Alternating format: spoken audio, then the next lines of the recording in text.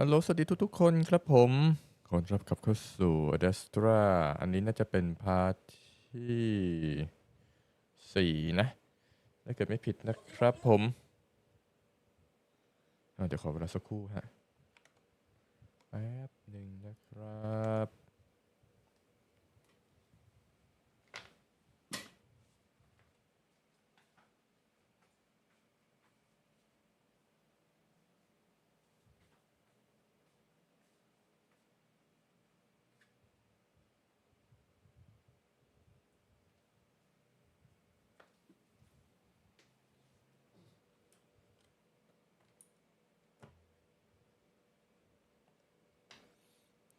พอดีเมื่อวานติดภารกิจนิดหน่อยนะฮะก็เลยไม่ได้ไลฟ์นะครับผมแต่วันนี้ก็ไลฟ์ตามปกตินะฮะ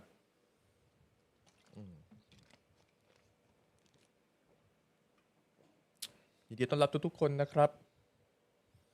วันนี้ซีรีส์นี้พาร์ทนี้ขอสักเท่าไหร่ดี25ไลค์แล้วกันนะครับผมขอสัก25ไลค์เพื่อที่จะอ่าลุยต่อในพาร์ทเป็นกำลังใจฮะลุยกันในพาร์ทต่อไปนะครับโอเคพาร์ทนี้เดี๋ยวเราก็จะปิดพวกเสียงเพลงอะไรไปฮะเพราะว่ารู้สึกว่ามันจะมีปัญหาเรื่องลิขสิทธิ์เหลือเกินเพราะฉะนั้นเราก็จะเปิดเพลงอื่นๆอย่างอื่นไปแล้วกันก็กรอไปแล้วกันนะครับจะได้ไม่เงียบกันไปฮะโอเคความเดิมตอนที่แล้วแบบสั้นๆนะครับผมก็คือจากตอนที่แล้วก็คือ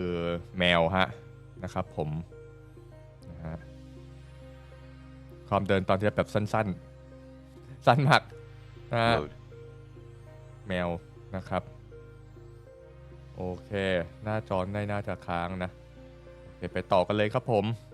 Load slot กับ Sunday, พาร์ท June ที่ 4th, 4ครับ 2023. Finally,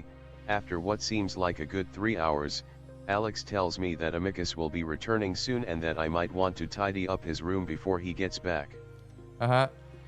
ก็จากคราวที่แล้วที่เราคุยกับเจ้าแมวอเล็กซ์ไปใช่ไหมน่าจะไม่ผิดนะฮะแมวอเล็กซ์นะครับก็ในที่สุดนะฮะรู้สึกว่าจะใกล้ถึงเวลาที่อามิคัสนะครับกลับมาจากการเรียนฝึกซ้อมอะไรกันแล้วนะครับอเล็กซ์ก็ได้แนะนำนะครับว่าให้เราเนี่ยไปจัดห้องซะหน่อยนะฮะ Back. แบ็คจะแบ็คอะไรล่ะ I'm relieved to cut the film short, and Alex and I part ways to go to our respective rooms. แล้วก็เราก็เลยแยกทางฮะก็คือตอนแรกเราตั้งดูทีวีอยู่ใช่ไหมนั่งดูหนังอะไรสักอย่างหนึ่งฮะแล้วเสร็จแล้วเราก็ในที่สุดก็ไม่ต้องมานั่งดูหนังแสนน่าเบื่อแล้วเราก็กลับไปที่ห้องกันนะฮะ I'm surprised to see that it's already dark outside. โอ้โหพอเดินมาครับโอ้โหดูหนังยาวหนังนานจนมืดค่ำหมดแล้วฮะ Even with the shorter day, I guess mindlessly watching wolves overacting to other wolves in masks took up more time than I thought. เอ่อก็คือเหมือนแบบว่าเราคือบนดาวเดสตราเนี่ยมันจะมีช่วงเวลาที่สั้นกว่าบนโลกมนุษย์เนาะแล้วแล้วเสร็จแล้วมันก็เลยทำให้มีความรู้สึกว่าโอ้โหนั่งดูหนังไอเกี่ยวกับหมาเนี่ยที่มันใส่หน้ากากแสดงกันเนี่ยมันใช้เวลามากกว่าที่คิดเอาไว้อีกนะฮะ On my way through the marble halls, I pause every now and then to look at the large murals on the walls depicting everything from wolves swimming to wolves swinging swords at other canines. ก็ตอนระหว่างเดินกลับนะครับผมก็ดูไปเลยดูรอบๆไปพังๆครับก็ดูพวกหมาป่าว่ายน้ำบ้างแล้วก็เรียกว่าฝึกฟันดาบบ้างอะไรกันเงี้ยฮะ In the Great Hall is the largest mural, and it depicts 5 wolves. Rogers Mirrors แล้วก็มาถึงส่วนห้องโถงอีกส่วนหนึ่งฮะที่มีหมาป่าอยู่5 The ตัวครับผม features are flat and lack any sort of perspective, making the muzzles look a bit askew. ซึ่งตรงนั้นเนี่ยก็แบบlack of any of perspective a bit SQ คือยังไงวะ แบบบิดไปบิดมาอ๋อ SQ ไม่รู้เหมือนกันฮะ Two larger wolves loom over the other three. One is white with a feminine shape while the larger of the two is black and holding his paw to his chest. ก็มีหมาป่าอยู่2ตัวนะฮะแล้วก็ two large wolf อ๋อมันมีหมาป่าตัวใหญ่อยู่2ตัวแล้วก็อีกตัวอื่นๆที่ตัวเล็กลงมาหน่อยฮะอีก3ตัวครับซึ่งหนึ่งในนั้นเนี่ยเป็นหมาป่าตัวเมียฮะหมาป่าผู้หญิงสีขาวนะครับผมแล้วก็อีกตัวใหญ่อีก2ตัวเนี่ยก็เป็นสีดำเอามือวางไว้ที่หน้าอกฮะ Around his head is a wreath. แล้วก็มีหมวกคลุมอยู่บนหัวฮะ Of the three smaller wolves, one is also clearly feminine while another is white. แล้วก็ส่วนตัวเล็กๆอีก3ตัวก็จะเป็นตัวเมียฮะแล้วอีกที่เหลือก็เป็นสีขาว I wonder if this might be Cassius and Virginia, which would leave the remaining wolf in the middle to be amicus. ซึ่งมันอาจจะเป็นแคชเชียสกับเวอร์จิเนียก็เป็นไปได้ครับซึ่งทำให้ที่เหลือเนี่ยก็อาจจะเป็นที่อยู่ตรงกลางก็อาจจะเป็นอะมิคัสนะครับเวอร์จิเนียเวอร์จิเนียเคยพูดถึงครับแต่ว่ายังไม่เคยเจอครับผมHe's skinnier, and I wonder if this might be him as a child or teenager. เขาดู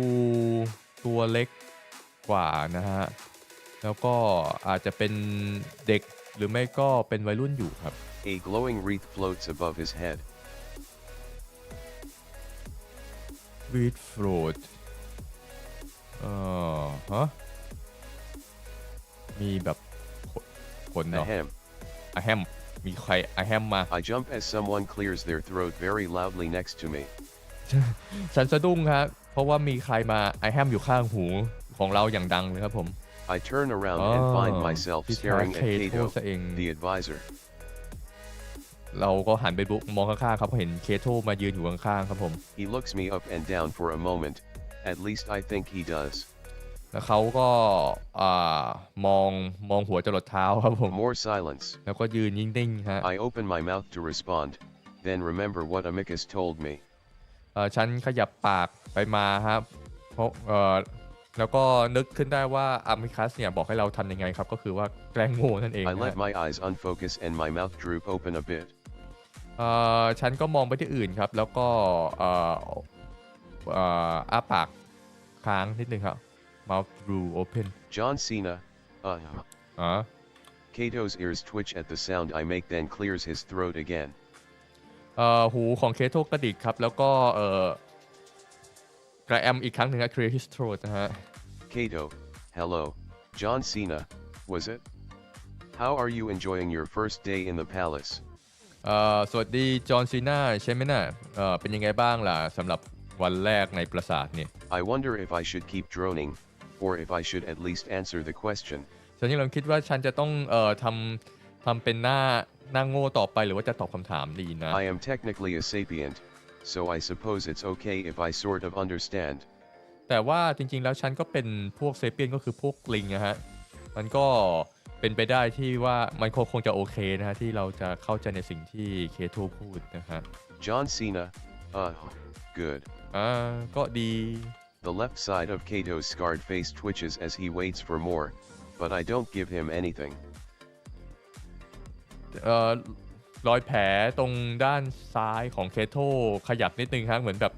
อนตากระตุกนั่นแหละ คิดว่าอย่างนั้นนะฮะเหมือนแบบว่ารอเราพูดต่อครับแต่ว่าเราก็ไม่ได้พูดอะไรฮะเราก็เงียบไปครับ Kato,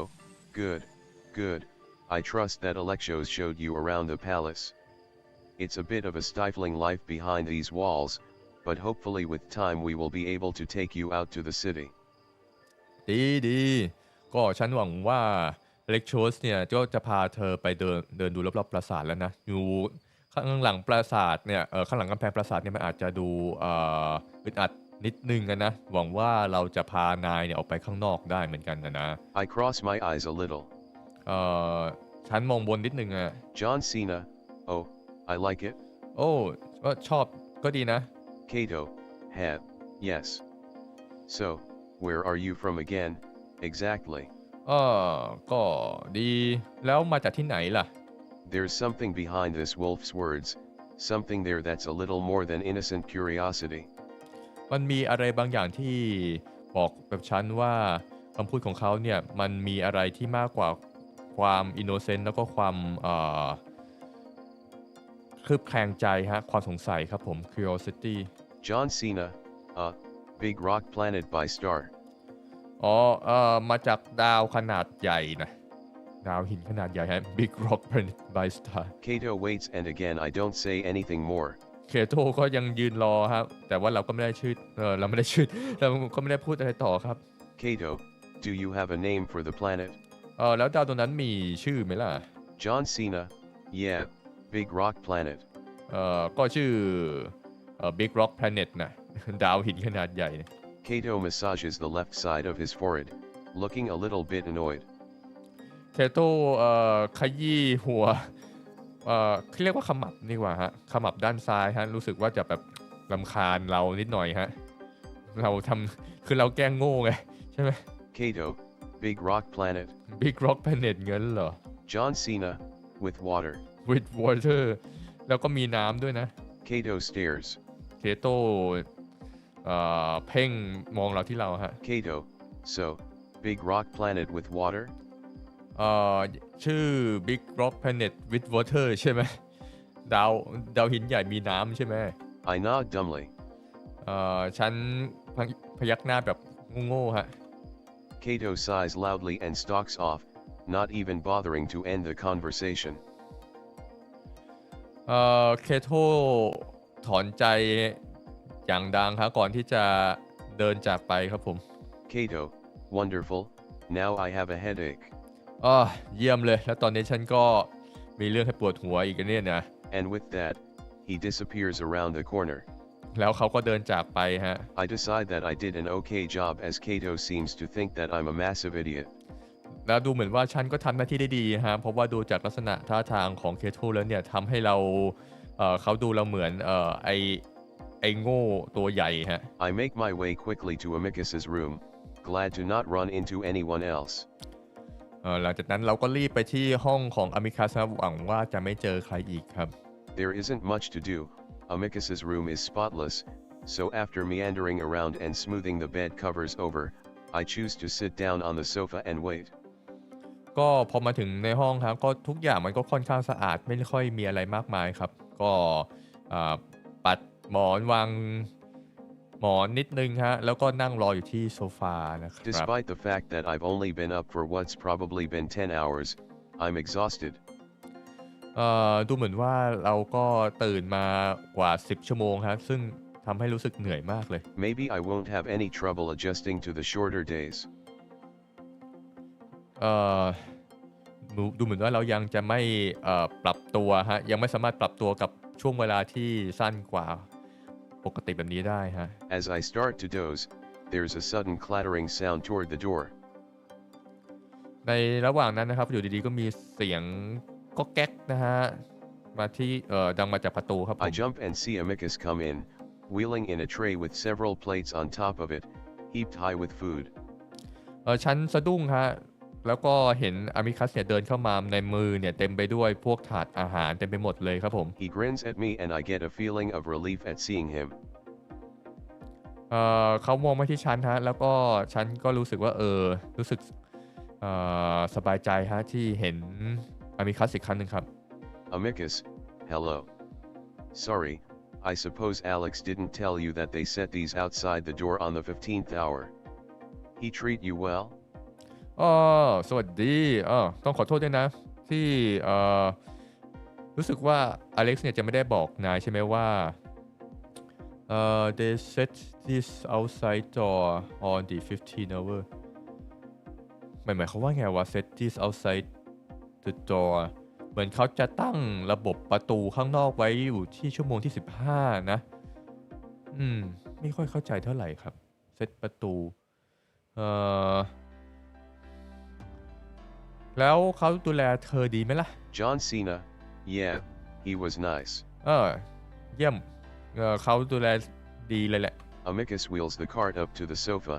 then flops back onto it next to me, making the whole thing shake. อามิคัสเข็นรถเข็นเข้ามาตรงโซฟาฮะก่อนที่จะ flop back ก็คือนั่งพิงโซฟาฮะซึ่งมันทำให้ทั้งโซฟาเนี่ยสั่นสะเทือนไปหมดเลยครับผม Amicus, ugh, that was a long day. วันนี้นี่หนักหนาเหลือเกิน John Cena, are you okay? โอเคปะเนี่ย Amicus opens one eye at me. อามิคัสเรียกว่าอะไร open one eye เหมือนแบบเปิดตาข้างหนึ่งใส่ฮะเหมือนแบบนั่นแหละเปิดตาข้างหนึ่งใส่ไม่รู้จะเรียกว่าลักษณะนี้ว่ายังไงดี Amicus, barely. Had to go over maths today and my head feels as if it's going to explode. Didn't help that Balbus kept cracking me over the head with his stick when I answered wrong. ก็ไม่ค่อยดีเท่าไหร่นะวันนี้ก็เรียนเลขด้วยแล้วรู้สึกว่าหัวจะระเบิดเลยแล้วไอ้โบบัสเนี่ยก็ไม่ได้ช่วยอะไรฉันมากเลยแล้วยิ่งเขาเอาไม้มาตีฉันตอนที่ฉันตอบผิดอีกนะฮะ John Cena, wow, that sounds harsh. โอ้นั่นฟังดูลำบากนะน่ะ Amicus, don't worry, it was nothing compared to the one you gave me. ไม่ต้องเป็นห่วงหรอกมันเทียบไม่เขาเรียกว่าอะไรเทียบไม่ได้หรอกนะฮะมันเทียบไม่ได้หรอกกับไอ้ที่นายตีฉันน่ะผมพูดถึงบนยานนะฮะ Amicus smirks, and I can't help but smile back at his teasing. อามิคัสหัวเราะเบาๆฮะแต่ว่าฉันก็ช่วยไม่ได้ฮะก็ยิ้มกลับให้ครับผม He seems to have become more comfortable around me with how relaxed he is. ดูเหมือนว่าเขาจะดูผ่อนคลายฮะที่เรียกยังไงอ่ะเขาดูผ่อนคลายตอนที่อยู่ด้วยกันกับเราฮะ John Cena, I am sorry about that. ต้องขอโทษด้วยแล้วกันนะ Amicus, don't be, and stop apologizing for it. Now let's wash and eat. My stomach's felt hollow since breakfast.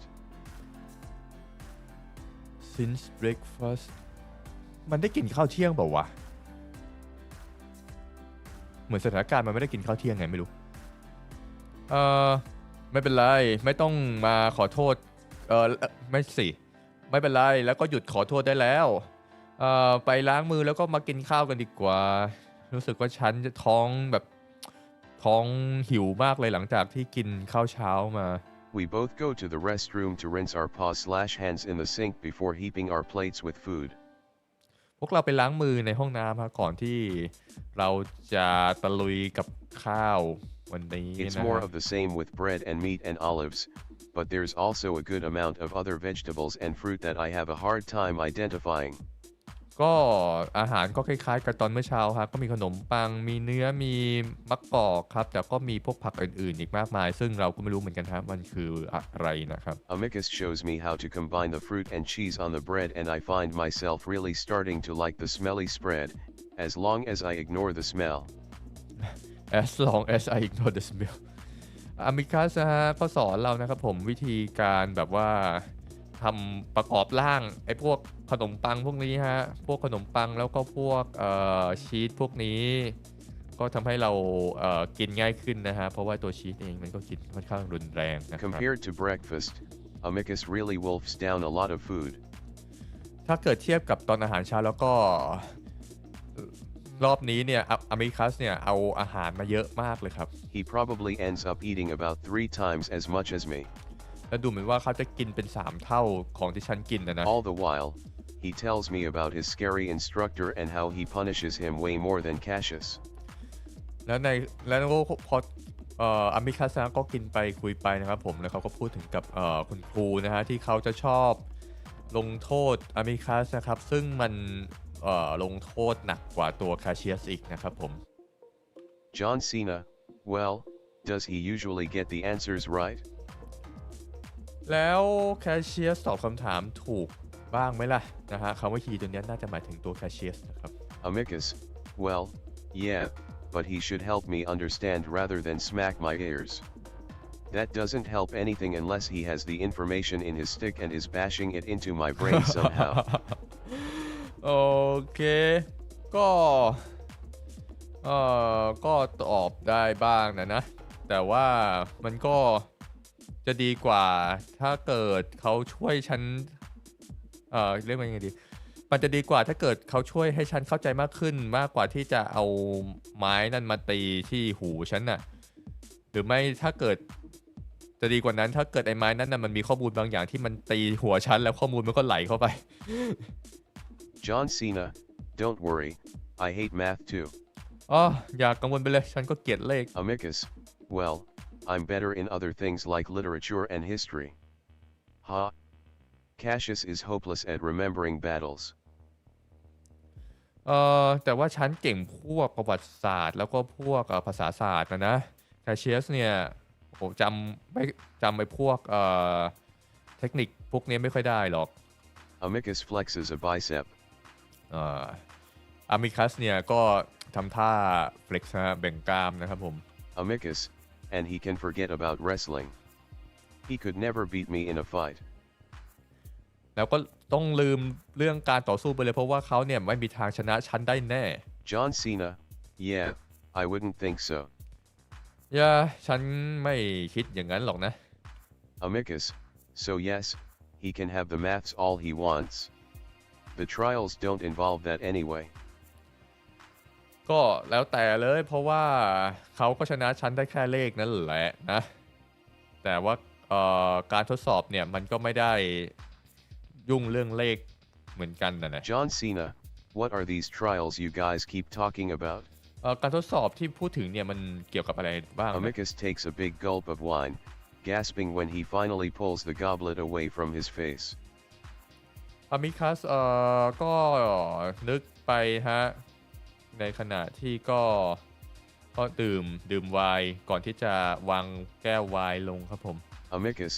what Cato is considering using to decide the next emperor. Essentially 3 trials, music and dance, rhetoric, and finally, combat. rhetoric ก่อ rhetoric คืออะไรวางแผนการลบป่ะสิ่งที่แคโตนะฮะใช้ในการตัดสินนะครับว่าใครจะเป็นกษัตริย์คนต่อไปนะครับก็คือ3อย่างนะครับการเต้นและดนตรีrhetoric เนี่ยแหละคืออะไรสักอย่างฮะแล้วก็การต่อสู้ครับแบบ rhetoric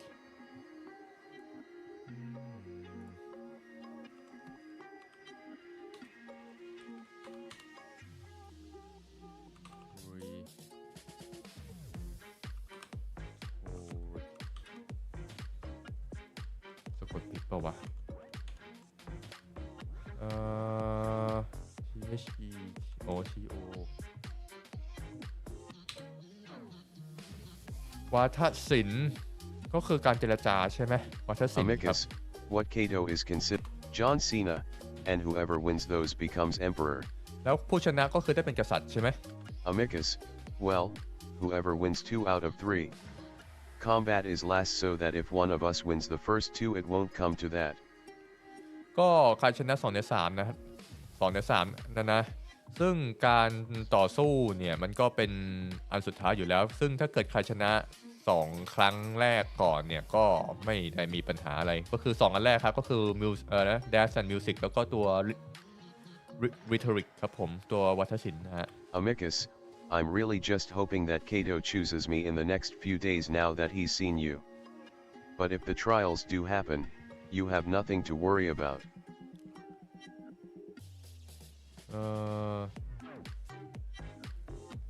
ฉันหวังว่าเคโตเนี่ยจะเลือกฉันในอีกไม่กี่วันข้างหน้านะซึ่งตอนนี้เนี่ยเขาก็เห็นนายแล้วฉันหวังว่าบททดสอบจะเกิดขึ้นไม่สิ but if the trial happen ก็คือแต่ถ้าเกิดการทดสอบเกิดขึ้นเนี่ยนายก็ไม่จำเป็นที่จะต้องไปกังวลนะฮะนายก็ไม่ต้องกังวลเรื่องนั้นหรอกนะแสดงว่าเราเองก็ถูกใช้เป็นเครื่องในการตัดสินเหมือนกันสำหรับเคโตแล้วถ้าเกิดเราแอคดำขนาดนั้นก็คือแกล้งโง่ขนาดนั้นเคโตมันจะไม่รู้เหมือนกันว่าเคโตใช้อะไรในการตัดสินเรื่องสัตว์เลี้ยงนะ Amicus grins at me confidently. Amicus กอดอกอย่างมั่นใจนะฮะ John Cena, I don't. ฉันไม่ต้องกังวลนั่นเหรอ Amicus, I'm better than Cassius in at least 2 of those things, perhaps even in music and dance. ฉันเนี่ยเก่งกว่าเคโทอยากอยู่แล้วอย่างน้อยก็2 อันนะแล้วก็อาจจะเป็นเรื่องเอ่อเต้นและการดนตรีด้วย John Cena, you know, I'd believe you, but one thing I know about you is how, overly confident you are when it comes to certain things. แต่ว่าฉันก็เชื่อนายนะแต่ว่าดูเหมือนว่านายจะมั่นใจในตัวเองเกินไปหน่อยเนี่ย Amicus, why do you say that? ทำไมนายบอกทำไมนายพูดอย่างนั้นล่ะ John Cena, our entire experience on the ship, maybe. ก็ที่เกิดขึ้นบนยานนั้นน่ะAmicus, that's different. I was doing something I didn't really understand. I understand my studies, aside from maths. aside from maths อันนั้นมันคือคนละเรื่องกันนะสิ่งที่ฉันทำบนยานตรงนั้นน่ะฉันทำในสิ่งที่ฉันไม่เคยเข้าใจมาก่อนแต่ว่าอันนี้คือสิ่งที่ฉันได้เรียนมาแล้วยกเว้นคณิตศาสตร์นะ Amicus leans back finally, one paw on his stomach. Amicus พิงพนักนะครับผมแล้วก็เอามือวางไว้ตรงพุงนะฮะตรงท้อง Amicus, anyway, how was your day? Did Alex show you around?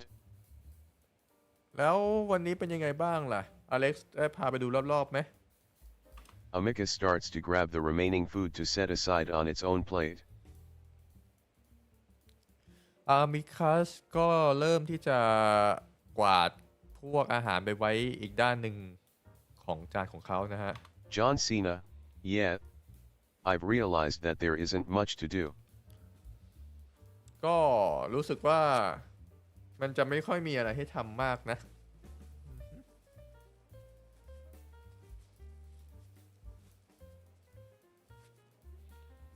แป๊บนึงนะครับ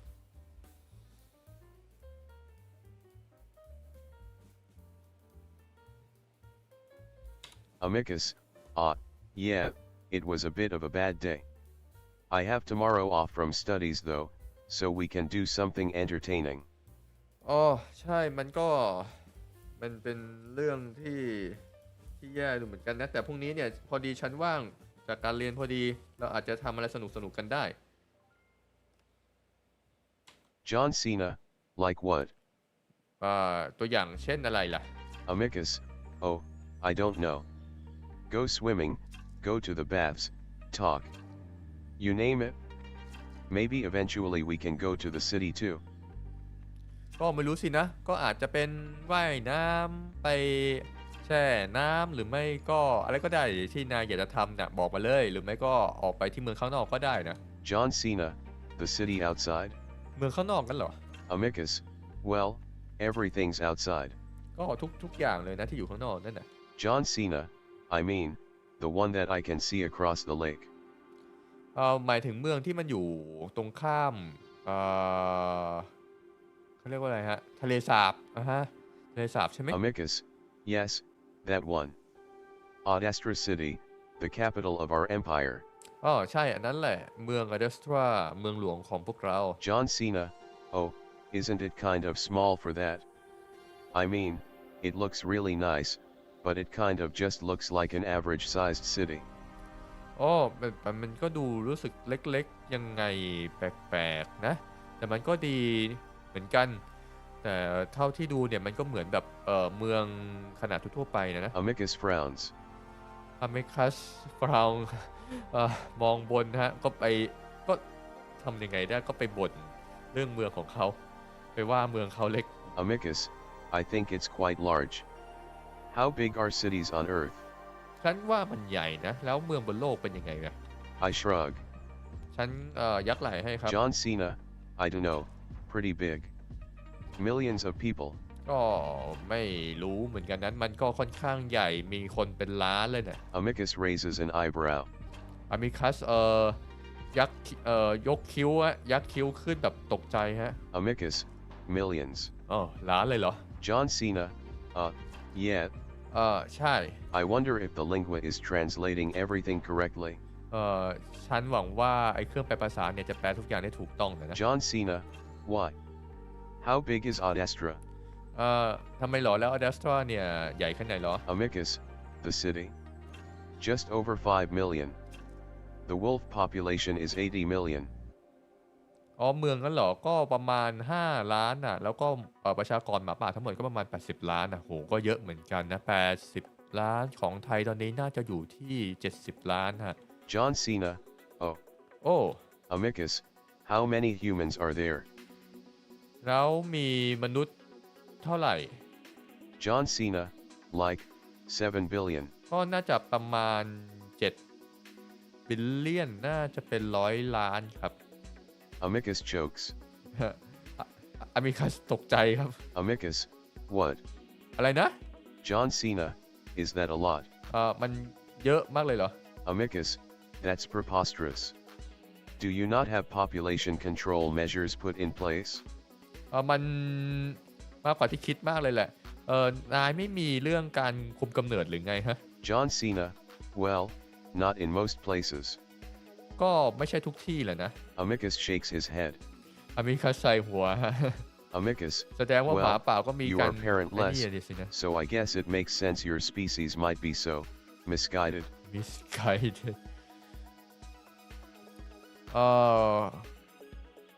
ก็นายจะไม่มี parent ก็อาจจะหมายความว่านายไม่มีคนที่จะคอยนำทางให้สินะเพราะว่าหลักๆเนี่ยที่เกี่ยวกับจักรวาลของตัวอามิคัสตรงนี้ฮะมันก็จะพูดเกี่ยวกับพวก parent ใช่ไหมมันมี parent child แล้วก็ sibling ครับผม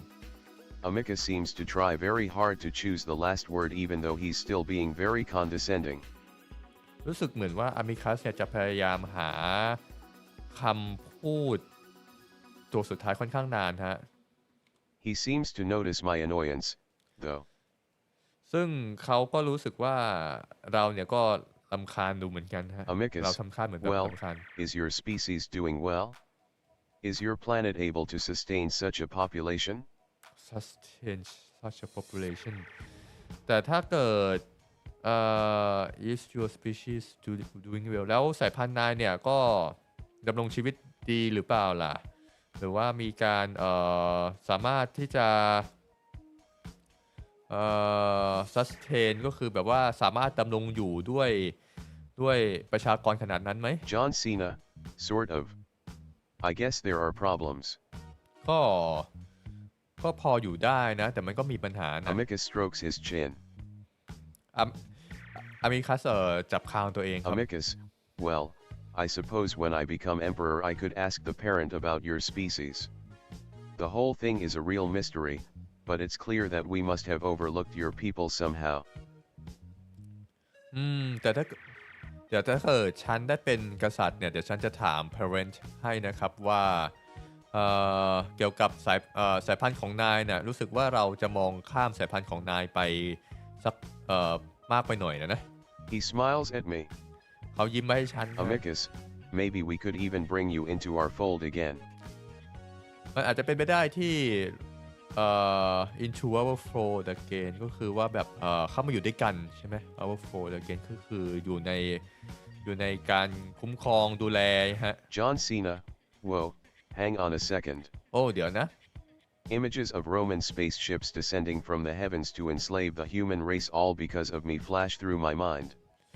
รูปในจินตนาการฮะที่มียานโรมันเนี่ยบินมาแล้วก็ดูมนุษย์ขึ้นมาเพื่อให้เป็นทาสผุดขึ้นมาในหัวครับ John Cena, you know, Alex told me about what you do to the other sapiens. It doesn't sound like something humans would want to be a part of. คือว่าอเล็กซ์เนี่ยได้บอกฉันเกี่ยวกับสายพันธุ์อื่นๆซึ่งฉันคิดว่ากับมนุษย์แล้วเนี่ยอาจจะไม่ชอบก็ได้นะ Amicus, what did he tell you? อเล็กซ์บอกอะไรกับนายนะ John Cena, the whole enslavement thing. ก็เกี่ยวกับเรื่องการจับเป็นทาสนะ Amicus, enslavement. จะเป็นทาสงั้นเหรอ John Cena, what you do to your children. ก็สิ่งที่นายทำกับพวก children นั้นน่ะ Amicus, well, that's a harsh word for it. นั่นเป็นคำที่รุนแรงไปหน่อยนะ John Cena, no, it's the right word. Humans have done the whole indentured servant thing back on Earth, and it never turned out well for the servant. ไม่คำนั้นแหละถูกแล้วเพราะว่าบนโลกมนุษย์เองเนี่ยก็เคยมีการค้าทาสแบบนี้อยู่เหมือนกันนะซึ่งมันก็จบได้ไม่ค่อยดีเท่าไหร่เลย Amicus's ears go down a bit. หูของอบิคัสลู่ลงหน่อยครับผม John Cena, and as misguided as humans might be, we've at least abolished slavery. ก็มันอาจจะเป็นเพราะว่าเราถูกนำทางมาผิดทางแต่ตอนนี้พวกเราเนี่ยก็เลิกทาสกันไปแล้ว I notice Amicus's ears turning red. ฉันสังเกตได้ว่าหูของอบิคัสเนี่ยเป็นสีแดงครับผม Maybe he never expected to be lectured on ethics by a human. ดูเหมือนว่าเขาจะ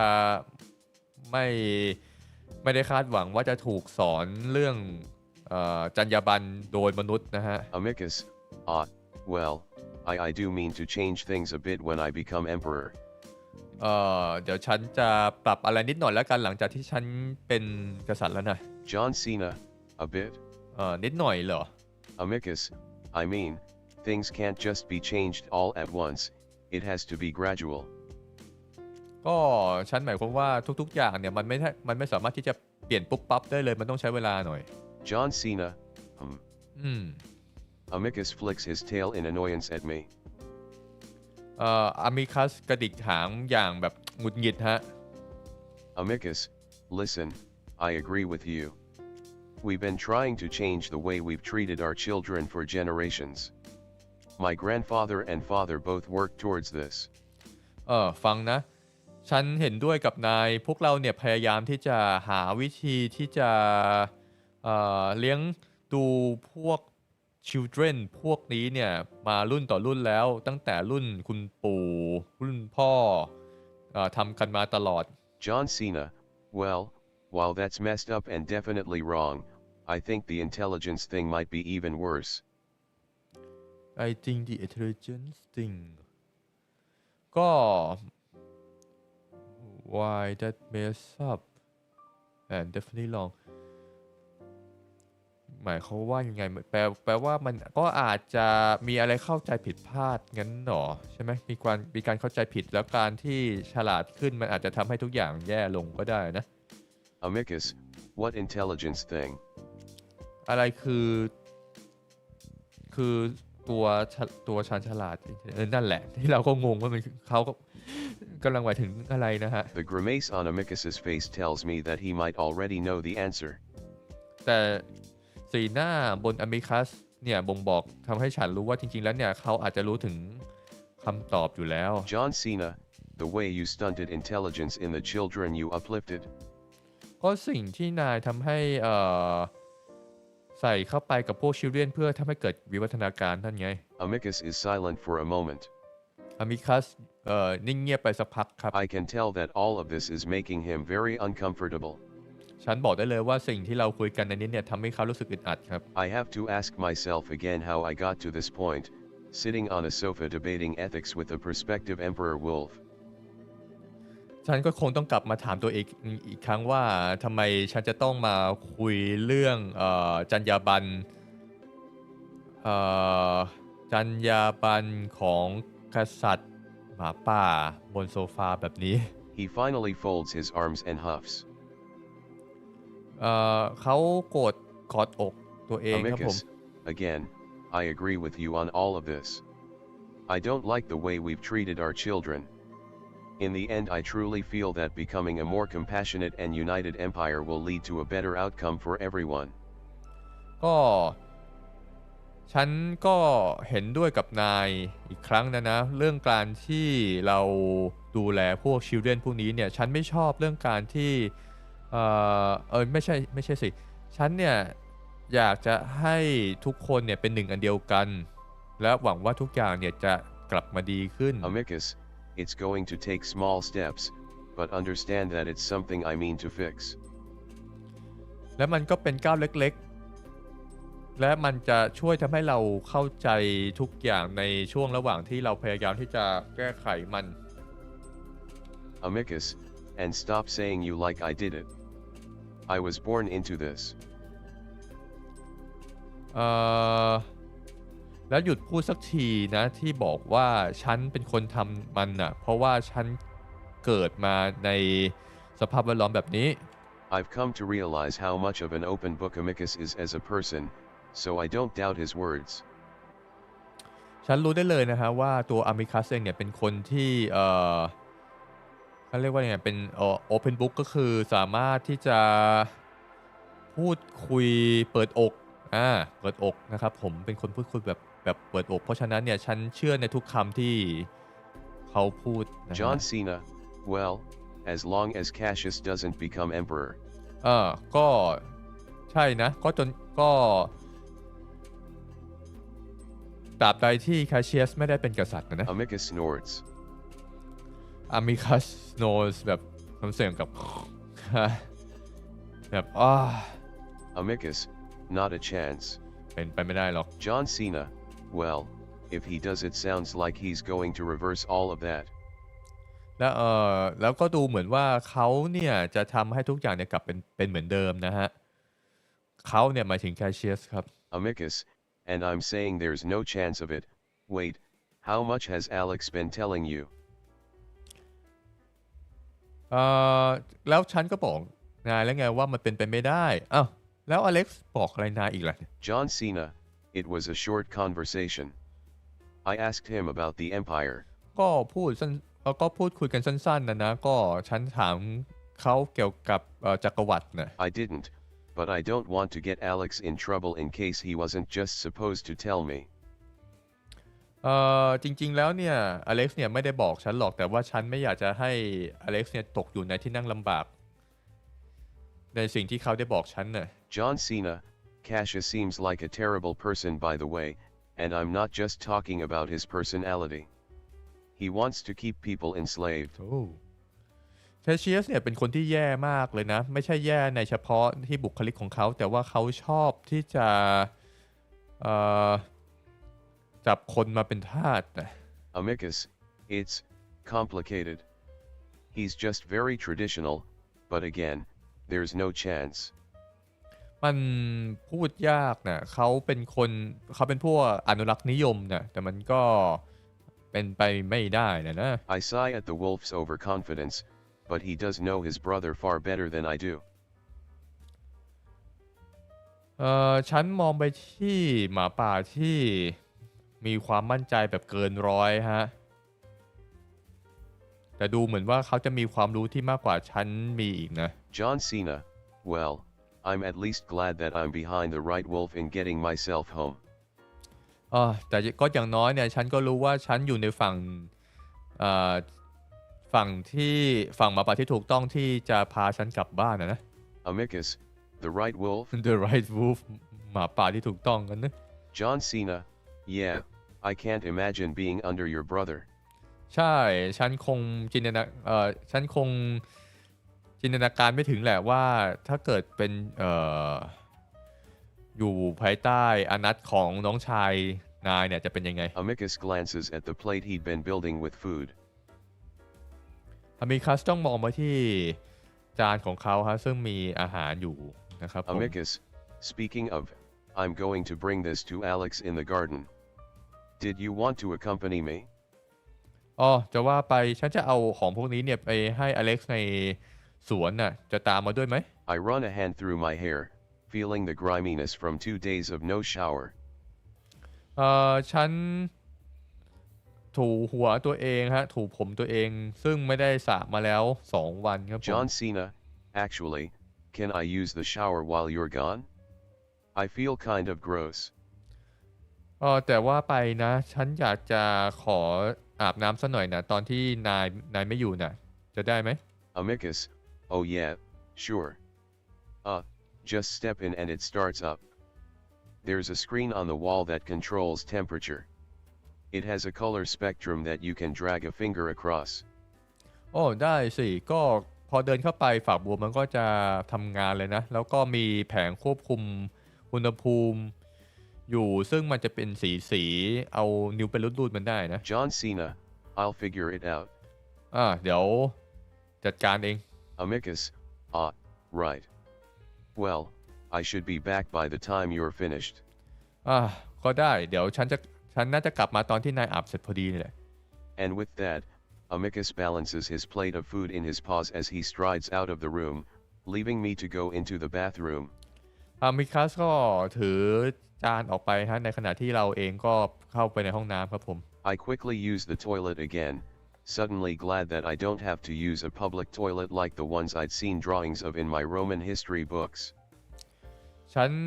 กลับเข้ามาในห้องน้ำอีกครั้งหนึ่งครับแล้วก็ทุกอย่างเนี่ยไม่เหมือนในห้องน้ำสาธารณะที่อยู่ในหนังสือฮะซึ่งแบบห้องน้ำสาธารณะชาวโรมนั่นเนาะที่อยู่ในหนังสือซึ่งมันก็คนละอย่างจากกับที่นี่ The shower is easy enough to understand, and the water is immediately warm and pleasant, so I don't have to bother with the temperature. ชาวเวอร์ฮะที่อาบน้ำนะครับผมก็ใช้งานง่ายฮะแล้วก็น้ำก็ไหลออกมาแล้วอุ่นทันทีเลยนะครับผมก็ซึ่งไม่จะเป็นที่เราจะต้องไปยุ่งกับไอ้พวกแผงควบคุมอุณหภูมินะฮะ There are several glass bottles of soap, so I choose the one that smells the best and give myself a quick wash. ไอ้พวกขวดชมพูก็มีเยอะแยะมากมายเลยฮะไม่รู้ว่าจะอันไหนคืออะไรบ้างฉันก็เลยเลือกไอ้ขวดที่กลิ่นดีที่สุดครับแล้วก็รีบล้างตัวครับ When I'm done, I grab a towel off the wall and dry off before wrapping it around my waist. พอเสร็จเรียบร้อยเราก็หยิบผ้าเช็ดตัวมาเช็ดนะฮะแล้วก็ก่อนที่จะเรียกว่าไงเหน็บรอบเอวครับผมนะฮะ I think about putting my clothes back on, but the idea of stepping back into that underwear has me hesitating. ตอนนั้นเนี่ยก็คิดอยู่ว่าจะใส่เสื้อตัวเดิมฮะแต่พอคิดถึงว่ามันจะต้องใส่เกงในตัวเดิมเนี่ยมันก็ทำให้ฉันแบบรู้สึกแบบรู้สึกชะงักนิดนึงฮะ Instead, I open the door and am greeted to the sight of Amicus sitting on the edge of the bed, looking off to the side, a paw in his lap holding a brush. มิคัสกลับมาแล้วเหรอฉันเปิดประตูครับแล้วก็เห็นตัวมิคัสเนี่ยนั่งอยู่ที่มุมเตียงนะครับผมซึ่งในมือเนี่ยก็ถือแปลงเอาไว้ด้วยครับ His head snaps in my direction before he immediately averts his eyes. His head snapped into my direction เขาหันหน้ามาทางเรานะฮะ Amicus, sorry. I didn't mean to see, I thought you'd be dressed. โอ้ขอโทษฉันนึกว่านายแต่งตัวเสร็จแล้วนะ John Cena, hey, it's fine. I've got the towel on. ไม่เป็นไรฉันมีผ้าเช็ดตัวอยู่นะ Slowly, Amicus turns his gaze back to me, eyes drifting down my torso before immediately snapping back up again. snapping back again มิคัสนะฮะก็ค่อยๆมองลงไปจากไหล่ของเราลงไปที่ผ้าเช็ดตัวฮะก่อนที่จะหันมองกลับไปทางอื่นครับผม Amicus, I thought you hated any sort of nudity. ฉันนึกว่านายจะเกลียดพวกเกี่ยวกับโป๊เปลือยพวกนี้เนี่ย John Cena, not really, just the genitals. Even then, I don't hate it. It's just more private. มันก็ไม่ขนาดนั้นหรอกมันก็แค่เกี่ยวกับไอ้เจียวนะฉันจริงๆฉันไม่ได้เกลียดหรอกมันก็แค่อยากจะให้มันเป็นส่วนตัวหน่อย Amicus, นั่นเหรอ Amicus seems to be staring at me and I start to feel a little self-conscious. self-conscious มิคัสมองมาที่ฉันนะครับผมแล้วทำให้ฉันรู้สึกว่าถูกต้องมองฮะ John Cena, is everything okay? ทุกอย่างโอเคไหม Amicus looks away again. มิคัสมองไปทางอื่นครับผม Amicus, sorry, I'm just not used to seeing you like that. I've only seen humans with clothing, so I just sort of imagined you to always be that way. ต้องขอโทษด้วยแล้วกันเพราะว่าฉันไม่ค่อยเห็นมนุษย์ที่ใส่แบบนั้นนะเพราะว่าส่วนใหญ่เนี่ยฉันเห็นมนุษย์จะใส่เสื้อผ้ากันฉันก็เลยคิดว่าจะเห็นนายใส่เสื้อผ้าแบบนั้นด้วยเหมือนกันนะ John Cena, well, My clothes are dirty, so I was going to ask you about maybe getting some clean ones, at least until you can get me that tailor. ก็เสื้อผ้าของฉันมันสกปรกไปหมดแล้วนะฉันก็เลยอยากจะขอให้นายช่วยนำมันไปซักสักหน่อยหรือไม่ก็จนกว่าที่ฉันจะได้ที่นายบอกเกี่ยวกับเรื่องตัดชุดใหม่นะ Amicus, oh, of course. Come. Send us some robes from storage, children's robes, please. อ๋อได้สิคอมเอาพวกผ้าที่อยู่ในที่เก็บให้หน่อยนะเสื้อผ้าของเด็กๆนะ Computer, yes, Amicus. ได้เลย Amicus John Cena, thanks. ขอบคุณ Amicus, of course. แน่นอน I stand there awkwardly for another few seconds until Amicus seems to snap back to reality again. ฉันยืนเก๊กๆกังๆอยู่ตรงนั้นสักพักนะก่อนที่จะuntil Amicus seems snap back to reality again จนเห็นAmicus กลับมาในโลกความเป็นจริงอีกครั้งหนึ่งก็คือเห็นเรานุ่งผ้าอยู่ใช่ไหม He holds up the brush. เขาถือแปรงครับไว้ Amicus, anyway, I thought maybe you'd like to be groomed too. I feel it's only fair after what you did for me. แต่ยังไงก็ฉันคิดว่านายก็คงจะชอบที่จะ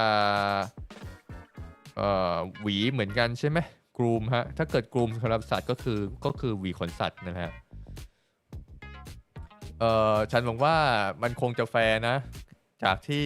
นายทำกับฉันน่ะก็คือสลับกันหวีนั่นแหละฮะ John Cena, oh, well, it's only on my head. ก็มันก็แค่มีเฉพาะบนหัวฉันน่ะก็คือผมนั่นแหละ Amicus, all the easier for me, then. อย่างนั้นก็ง่ายเลยสินะ Amicus grins. Amicus ยิ้มให้ John Cena, well, all right. อย่างนั้นก็ได้นะ I walk over to the bed and sit with my back to the wolf. Sit with my back to the wolf โอเคฉันก็เดินไปที่เตียงฮะแล้วก็นั่งหันหลังให้กับเจ้าหมาป่าตัวนั้น Amicus adjusts his seating to face me more directly, then starts to run the brush gently through my hair. Amicus นั่ง face sitting just his sitting โอเคก็ขยับเข้ามาฮะให้มันอยู่ในระดับเรามากขึ้นครับผมก่อนที่จะค่อยๆหวีนะฮะ We sit in silence for a bit,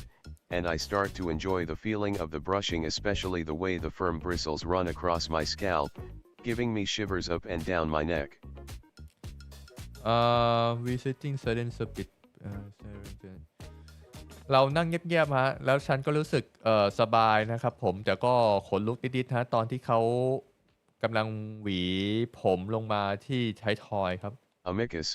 sorry for talking so much earlier. I'm not used to being able to talk to someone. The palace is a bit lonely, so having a friendly conversation with someone other than Com is a bit of a novelty. Novelty เราต้องขอโทษด้วยนะที่เราพูดไปเมื่อ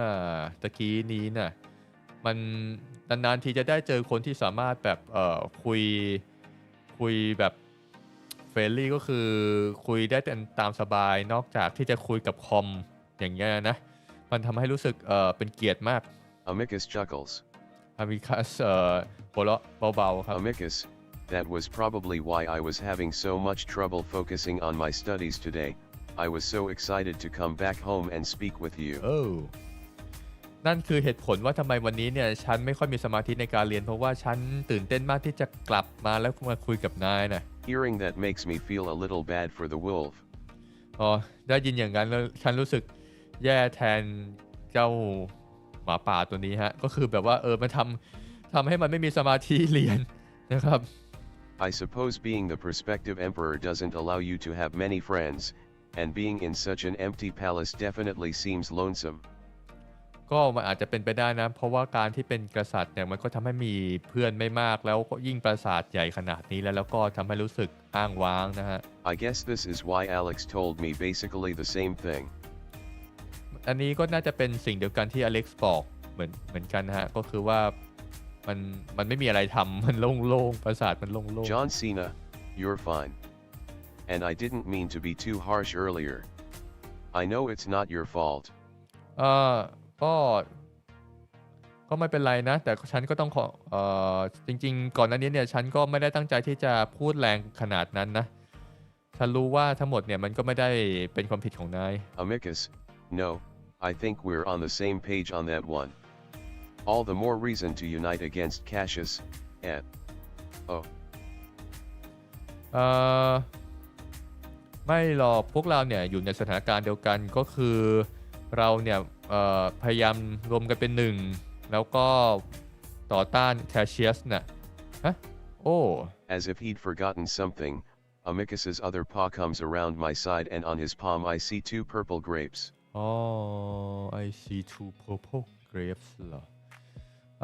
ดูเหมือนว่าอามิคัสเนี่ยจะลืมอะไรไปบางอย่างนะครับผมแล้วก็ในมือของเขาเนี่ยอีกข้างหนึ่งเนี่ยยื่นสิ่งที่คล้ายๆองุ่นมา2 ลูกครับ Amicus, I managed to snatch a few of those off of Alexio's earring. He wasn't too happy about that, haha. Want one? วันฉันแอบหยิบไอ้พวกนี้เนี่ยมาจากหูของอเล็กซ์น่ะดูเหมือนว่าเขาก็ไม่ค่อยชอบเหมือนกันนะเนี่ยอยากได้สักอันไหมล่ะอ๋อเพราะว่าที่หูตอนแรกนึกว่าที่หูของอเล็กซ์มันคือเครื่องแปลภาษาครับจริงๆแล้วมันคือพวงองุ่นใช่ไหมมันเป็นเถาองุ่นครับ John Cena, seriously. จริงดิ I take one, more out of being nice to Amicus than anything, but when I bite into it, I can't help but notice how juicy and sweet it is. ฉันเอามาเม็ดหนึ่งครับเพื่อที่จะทำให้อามิคัสเนี่ยรู้สึกดีครับแล้วพอลองกินเข้าไปเนี่ยทำให้รู้สึกถึงความหวานแล้วก็ชุ่มไปด้วยน้ำครับ Amicus talks to me with the grape in his mouth. อามิคัสพูดกับฉันตอนที่กำลังเคี้ยวองุ่นฮะ Amicus, MMMH, I don't know why, but his grape earring always tastes the best. By the way, if you don't mind, I invited Alex to our outing tomorrow. ฉันไม่รู้ว่าทำไมนะแต่ว่าองุ่นตรงตุ้มหูเอริงฮะองุ่นตรงตุ้มหูเขาเนี่ยอร่อยที่สุดเลยแต่ถ้าเกิดนายไม่ว่าอะไรนะฉันจะพาอเล็กซ์ออกไปด้วยตอนที่เราออกไปข้างนอกพรุ่งนี้นะ Amicus, Cassius is going to be away to do some speeches and is leaving Alex behind for once. คาเชียสเนี่ยจะไปข้างนอกครับเพื่อไปกล่าวสุนทรพจน์นะครับแล้วก็ทำให้ต้องทิ้งอเล็กซ์เอาไว้ให้เราดูแล John Cena, of course not. We got along really well. ไม่เป็นไรเลยก็เราเข้ากันได้ดี I lean my head back, allowing the wolf to continue the brushing. ฉันเอ็นหัวมันนิดนึงครับเพื่อทำให้เจ้าหมาป่าตัวนี้เนี่ยหวีต่อครับผม Amicus, your fur, hair, you call it. It's not like a wolf's fur, but it's rather nice. ขนผมนายเรียกว่าอย่างนั้นใช่ไหมรู้สึกว่ามันจะไม่เหมือนขนของหมาป่านะมันรู้สึกดีเหมือนกันนะ I smile. ฉันยิ้มครับผม John Cena, thank you, Amicus. ขอบคุณนะอามิคัส Amicus, if you'd like, I can do this for you every day. I feel that's fair. ถ้านายชอบนะฉันก็ทำให้นายได้ทุกวันเลยนะฉันทำให้รู้มันจะทำให้I feel that's fair ก็คือแบบมันจะทำให้รู้สึกว่ามันแฟร์ต่อกันนะฮะมันเท่าเทียมI have to admit that I really like this, so I accept. I have to admit that จริงๆแล้วฉันก็ชอบมันฮะฉันก็เลยโอเคครับผม John Cena, yeah, sure. It feels really nice. ได้เลยมันรู้สึกดีมากเลย I hear some thumping sounds and I imagine it's Amicus's tail wagging against the bed. ฉันได้ยินเสียงเหมือนแบบเสียงปัดเสียงแบบตีเตียงนะฮะซึ่งฉันว่ามันเป็นเสียงหางของอามิคัสเนี่ยตีอยู่กับเตียงครับผม John Cena, so washing you, brushing you, and making you smell nice are all my duties? เอ่อแล้วหน้าที่ของฉันก็คืออาบน้ำนายแล้วก็หวีขนแล้วทำให้นายมีมีกลิ่นที่ดีนั่นคือหน้าที่ของฉันใช่ไหม Amicus, well, that and accompanying me to important meetings and public outings, but all you do during those is stand there and look civilized. ทำไมมีความรู้สึกว่าเหมือนจับหมามาอาบน้ำเลยวะใช่ไหมมันเหมือนแบบ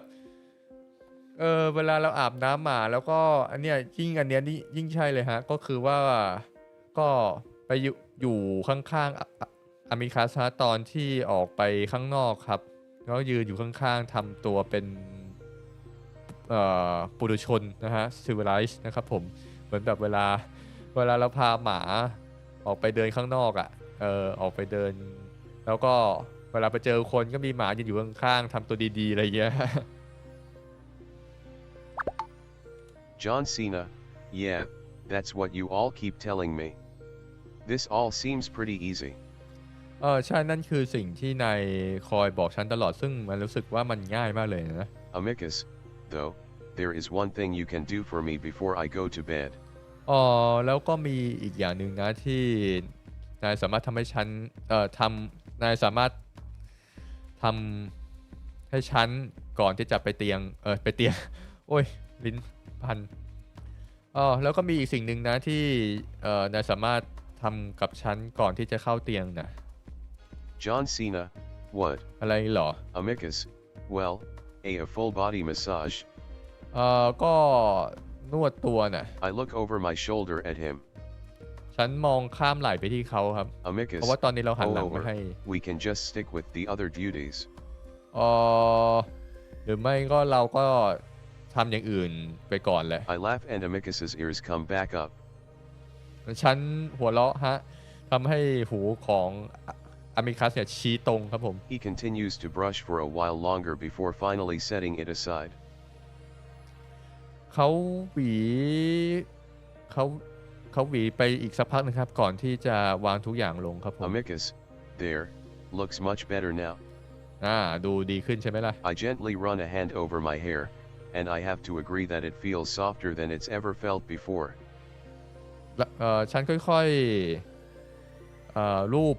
ผมนะฮะซึ่งมันทำให้รู้สึกว่ามันรู้สึกดีและนุ่มกว่าก่อนนั้นนี้มากเลยครับ Amicus, but anyway, John Cena, I am looking forward to these months ahead with you, even though we started off a bit poorly. แต่ยังไงก็ตามนะจอห์นซีนาฉันหวังว่าอีกหลายเดือนต่อไปเนี่ยI'm looking forward จะแปลยังไงดีล่ะหวังแบบอีกหลายเดือนข้างหน้าเนี่ยก็จะเข้ากันได้ดีอะไรประมาณนั้นนะครับหลังจากที่เราเริ่มต้นกันได้ค่อนข้างแย่นะก็คือไปตีกันอยู่บนยานตรงนั้นนะฮะ I look back at the wolf, at his earnest, but tentative smile. ฉันมองไปที่หมาป่าที่ยิ้มกุ้มกลิ่มฮะ tentative smile. He's definitely a man of contradictions, rash half of the time, but considerate most of the time. A man of contradiction. อามิคัสเนี่ยดูเหมือนเป็นผู้ชายที่เต็มไปด้วยความคิดขัดแย้งไปหมดเต็มไปหมดเลยฮะ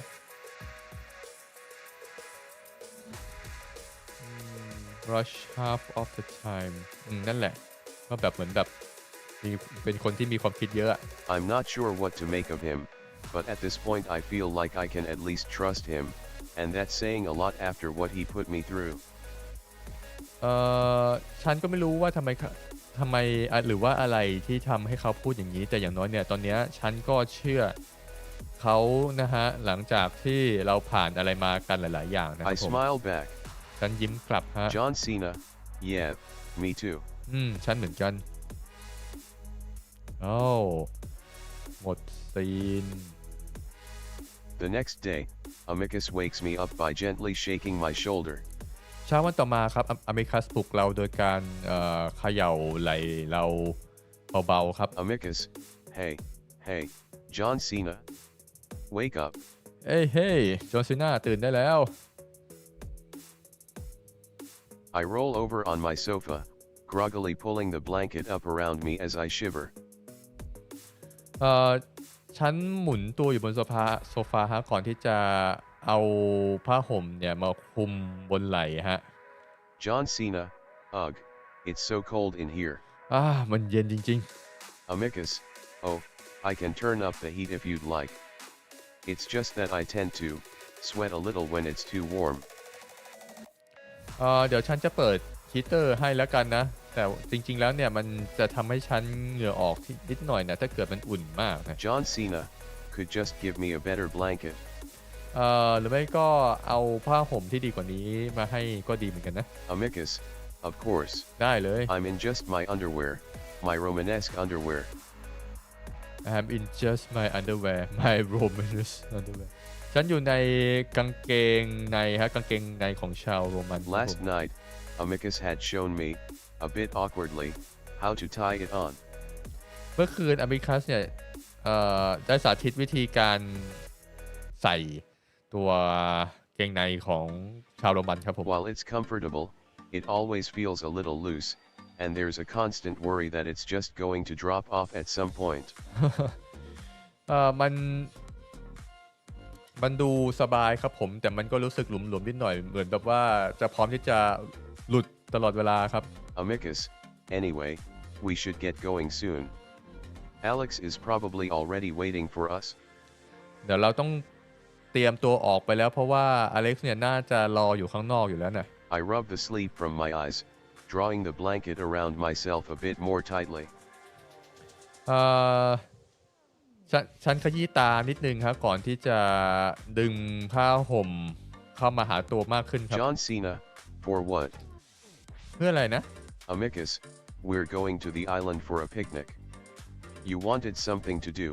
didn't you? เดี๋ยวเราจะไปปิกนิกบนเกาะซะหน่อยนะอยากจะทำอยากจะหาอะไรทำไม่ใช่เหรอ John Cena, oh yeah, right. ใช่ I get up and grab my new robe off the back of the sofa.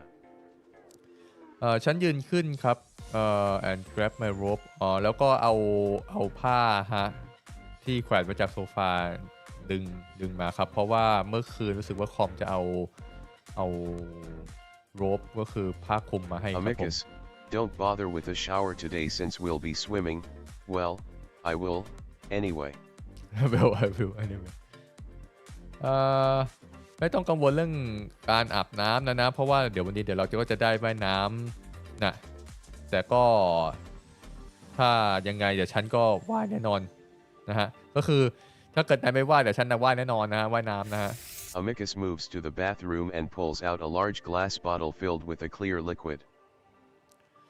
อามิคัสเดินไปที่ห้องน้ำนะครับแล้วก็ไปเอาขวดที่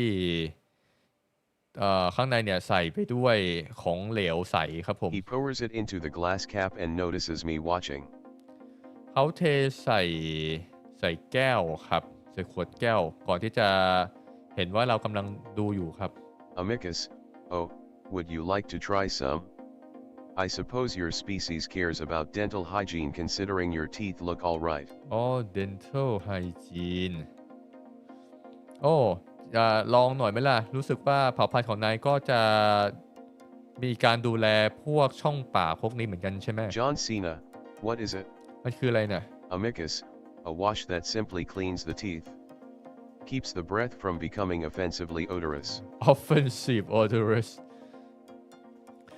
มันเป็นน้ำยาทำความสะอาดปากและฟันน่ะป้องกันสิ่งไม่ใช่สิ่งดิป้องกันกลิ่นเหม็นครับผม He holds out the cap and I take it from him as he just pours the liquid straight into his mouth. I hold out the cap เขายื่นตัวฝามาให้เราฮะก่อนที่เขาจะกระดกขวดนั้นเข้าไปในปากครับผม I sniff it and though I expected a minty smell, it's floral instead. ฉันดมฮะหวังว่าจะได้กลิ่นมิ้นท์ครับผมแต่จริงๆแล้วจะได้กลิ่นดอกไม้ซะมากกว่า John Cena, is this all you use to clean your teeth? นายใช้แค่นี้เพื่อที่จะทำความสะอาดฟันนะ Amicus swishes the liquid around in his mouth for a while, then spits it into the sink. อามิคัสนะครับก็กลั้วตัวของเหลวนั่นสักพักหนึ่งก่อนที่จะถุยทิ้งนะฮะในซิงค์นะครับผม Amicus, it removes any surface level debris, but you should get a deeper cleaning from a drone at least once a week. I can show you that later too, if you'd like. มันก็ช่วยทำความสะอาดพวกสิ่งสกปรกภายนอกได้นะแต่ถ้าเกิดอยากจะให้ทำความถึงซอกลึกแล้วก็ต้องให้โดรนช่วยทำความสะอาดให้เนี่ยเราใช้มันวันละครั้งถ้าเกิดอยากจะรู้ว่าทำยังไงเนี่ยเดี๋ยวฉันก็สอนให้เนี่ยนะ That kinda sounds terrifying. That sounds terrifying ท่านดูน่ากลัวมาก John Cena, Maebe. My be ก็ได้เหมือนกันนะ Amicus, honestly, you're supposed to use this every morning, but I forgot yesterday in all the excitement that we had. จริงๆแล้วเราต้องใช้ไอเนี่ยทุกๆตอนเช้านะแต่เมื่อวานฉันลืมจากที่เรามีเหตุการณ์น่าตื่นเต้นนั่นน่ะ I lift the liquid-filled cap to my mouth and, with just a little hesitation, I pour it in. ฉันก็กระดกไอของเหลวนั่นนะเข้าไปในปากครับผม The taste reminds me of walking into a room that's just been sprayed with air freshener. กลิ่นเนี่ยทำให้รู้สึกเหมือนเพิ่งเดินเข้ามาในห้องที่เพิ่งแบบฉีดสเปรย์ปรับอากาศครับ Not exactly pleasant, but when I spit it into the sink, I notice bits of what I assume to be plaque floating down the drain, and my mouth does feel a lot more fresh. มันรู้สึกไม่ค่อยดีเท่าไหร่ฮะแต่พอฉันบ้วนลงไปในอ่างล้างหน้าฮะในซิงค์นะครับผมฉันเห็นถึงคราบพลักที่ลอยเป็นชั้นอยู่ในท่อระบายครับซึ่งมันทำให้ฉันรู้สึกแบบปากหอมสะอาดสดชื่นครับ Guess it works. ดูเหมือนว่ามันจะใช้ได้นะ Amicus seems impatient though, shifting his weight from one foot to the other. shifting his weight ดูเหมือนว่าอามิคัสจะค่อยๆเดินไปฮะ Amicus, ready, John Cena. พร้อมหรือยังจอห์นซีนา John Cena, yeah, sure. Do you have bathing suits, or something? bathing suit เหรอพร้อมแล้วนายมีพวกเสื้อคลุมอาบน้ำน่าจะเป็นอันนี้มากกว่าน่าจะเป็นพวกชุดว่ายน้ำป่ะพวกซันบาร์เป็นอะไรพวกนี้ป่ะวะ Amicus,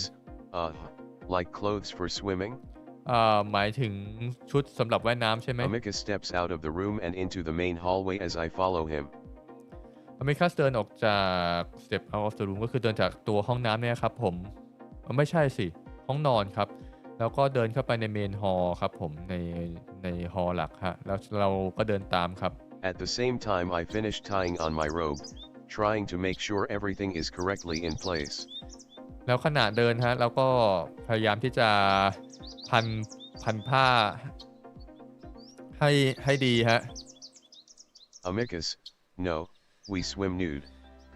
But if you prefer to have something on you could use your undergarments. I can't imagine that would be comfortable, but Alex does it. But Alex does it โอเคก็คือเวลาพวกหมาป่าว่ายน้ำครับก็คือจะแก้ผ้าลงไปว่ายน้ำกันนะครับผมซึ่งถ้าเกิดนายอยากจะใส่อะไรก็สามารถใส่พวกเกงในพวกนั้นได้นะครับผมซึ่งฉันไม่รู้ว่ามันจะสบายตัวหรือเปล่าแต่ก็อเล็กซ์ก็ทำเหมือนกันนะครับก็คือว่าใส่เกงในลงไปว่ายน้ำ Just as he says the cat's name, I see him standing in the hall, carrying a heavy-looking basket in both arms. โอ้ในขณะที่เขาเนี่ยพูดถึงชื่อเจ้าแมวนั่นฉันก็เห็นเขาเนี่ยยืนอยู่ฝั่งตรงข้ามของฮอฮะในมือก็ถือตะกร้าขนาดใหญ่นะครับผม Once he sees us, he smiles. เมื่อเขาเห็นเราครับเขายิ้มให้ฮะ Alexos, hello Amicus, hello John Cena. It's good to see you again. How are you this morning? สวัสดีอเมริกาสวัสดีจอร์ซีนาเจอกันอีกแล้วนะเช้านี้เป็นยังไงบ้าง I'm about to respond, but Amicus is already speaking. ฉันกำลังจะตอบฮะแต่ว่าอเมริกาเนี่ยพูดแทรกขึ้นมาก่อนครับ Amicus, good, good. You got all the food, Alex. ดีอาหารทุกอย่างพร้อมใช่ไหมอเล็กซ์ Alexos, yeah. Though are you sure it's not against protocol that I took all of this? ใช่แต่มันคงไม่ผิดกฎนะที่ฉันจะเอามันมาหมดเนี่ยเลยนะ Amicus, well, it would be if I didn't approve it. Now let's go. มันจะผิดถ้าเกิดฉันไม่อนุมัติมันนะโอเคไปกันเลย Alex and I follow the excited wolf swishing tail as we head toward the front archways, an area that I haven't been to before. อเล็กซ์กับเรานะครับก็เดินตามเจ้าหมาป่าที่หางแกว่งไกวไปมาฮะที่เต็มไปด้วยความตื่นเต้นนะครับผมเดินผ่านโค้งซุ้มประตูนะฮะไปตรงโซนที่เราไม่เคยไปมาก่อนนะครับ Kato, ahem. โอ้เจอเคโทอีกเหรอ I hear a familiar grunt and we all stop and turn around. พวกเราได้ยินเสียงอันคุ้นเคยฮะก่อนที่จะหันกลับไปครับ Kato stands there watching us, stoic as always. เคโทยืนมองมาหาเรานะครับผมแล้วก็สุขุมเหมือนทุกครั้งนะครับ Kato, where might you three be off to? พวกนาย3 คนจะไปไหนเนี่ย Amicus, ER, hello, ER Kato. We're going for a swim. สวัสดีเคโทพวกเราจะไปว่ายน้ำกันอ่ะ Kato, a swim? ว่ายน้ำกันเหรอ I can't exactly tell what's going on behind that visor, but the tone in his voice doesn't seem all that enthusiastic. ฉันไม่ได้สามารถรู้เลยว่าข้างหลังเขาเรียกว่ายังไงดีฮะฉันไม่รู้ว่าผู้ชายคนนี้เนี่ยเขาคิดอะไรฮะแต่ดูจากน้ำเสียงแล้วเนี่ยก็ไม่ค่อยที่จะชอบเท่าไหร่นะ Amicus seems to sense it too. ดูเหมือนว่าอามิคัสก็รู้เหมือนกันครับ Amicus, yes. ครับ A moment of silence goes by. ทุกอย่างก็เงียบ Kato, you know you have combat training today, Amicus. ฮะนายรู้หรือเปล่าว่าวันนี้มีซ้อมรบนะอามิคัส Amicus, well, yes, but only for part of the day. We'll be back shortly after noon.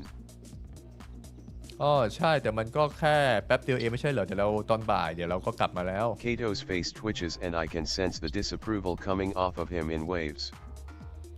ใบหน้าของเคโทเนี่ยก็ทวิชแบบว่า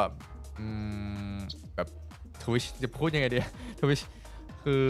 บิดไปมาครับซึ่งทำให้ฉันรู้สึกว่าเขาไม่น่าจะ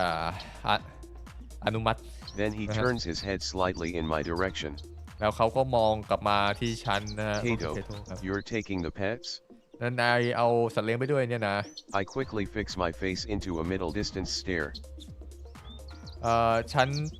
ปรับสีหน้าของตัวเองครับแล้วก็มองไปจุดไกลๆฮะก็คือ Yes, ทึมฮะ I thought we could all use a little fresh air. ใช่ก็เอาไปสูดอากาศนิดๆหน่อยๆนะ Kato goes on staring for a moment, and I start to believe what Amicus said about Kato not having a good mood. เคโทมอง goes on staring ก็คือมองมาที่เราสักพักหนึ่งฮะซึ่งฉันเชื่อได้เลยว่าเคโทเนี่ยอารมณ์ไม่ค่อยดีเท่าไหร่ครับ Finally, the old wolf turns his attention back to Amicus. และในที่สุดฮะเคโทก็หันกลับไปคุยอเมริคัสต่อครับ Kato, well, I have some of my own duties to take care of this morning, but I expect you to be in the amphitheater by the 11th hour. Do not be late. พอดีฉันก็มีหน้าที่ที่ต้องทำในเช้านี้นะแต่ว่าฉันหวังว่านายจะกลับมาที่ลานฝึกตอนชั่วโมงที่11อย่าสายล่ะ With that, he turns and stalks off down the hall before disappearing around a marble corner.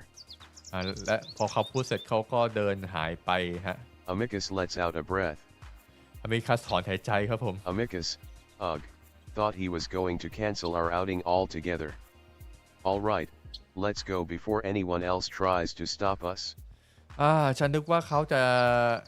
ยกเลิกการออกไปข้างนอกของพวกเราซะอีกโอเครีบไปก่อนที่คนอื่นจะเห็น เรานะ Amicus quickly turns toward the archways again and leads us out into the warm morning air.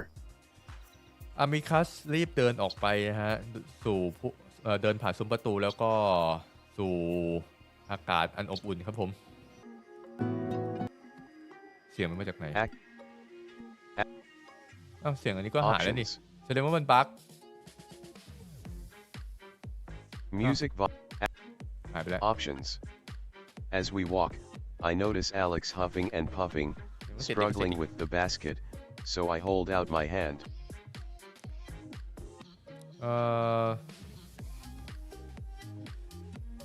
ตอนที่เรากำลังเดินครับฉันสังเกตได้ว่าอเล็กซ์เองเนี่ยมี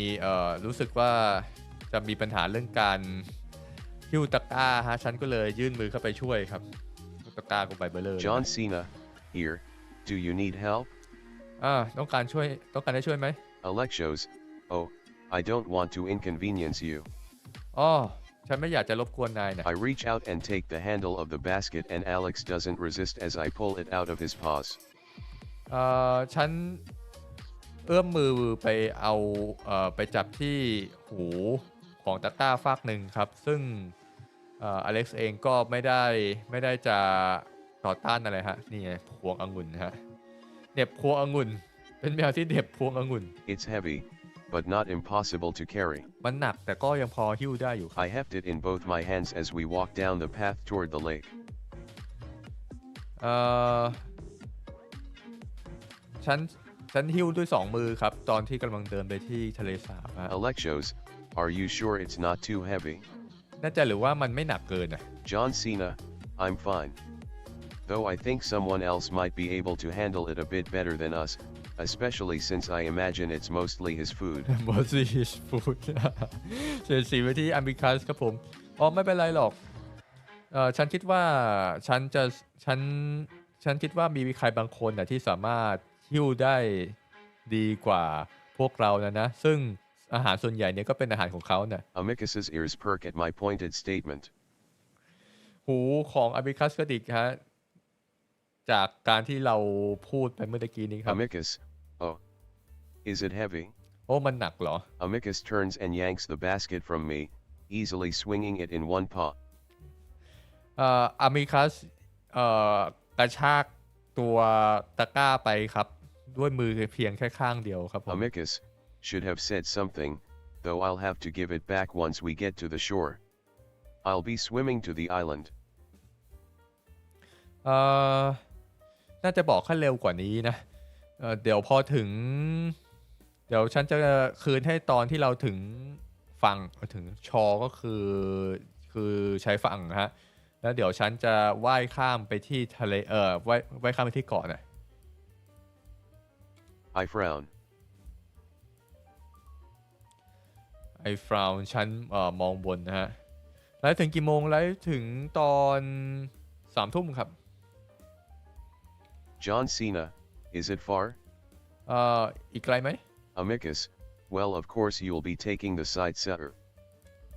Sightseer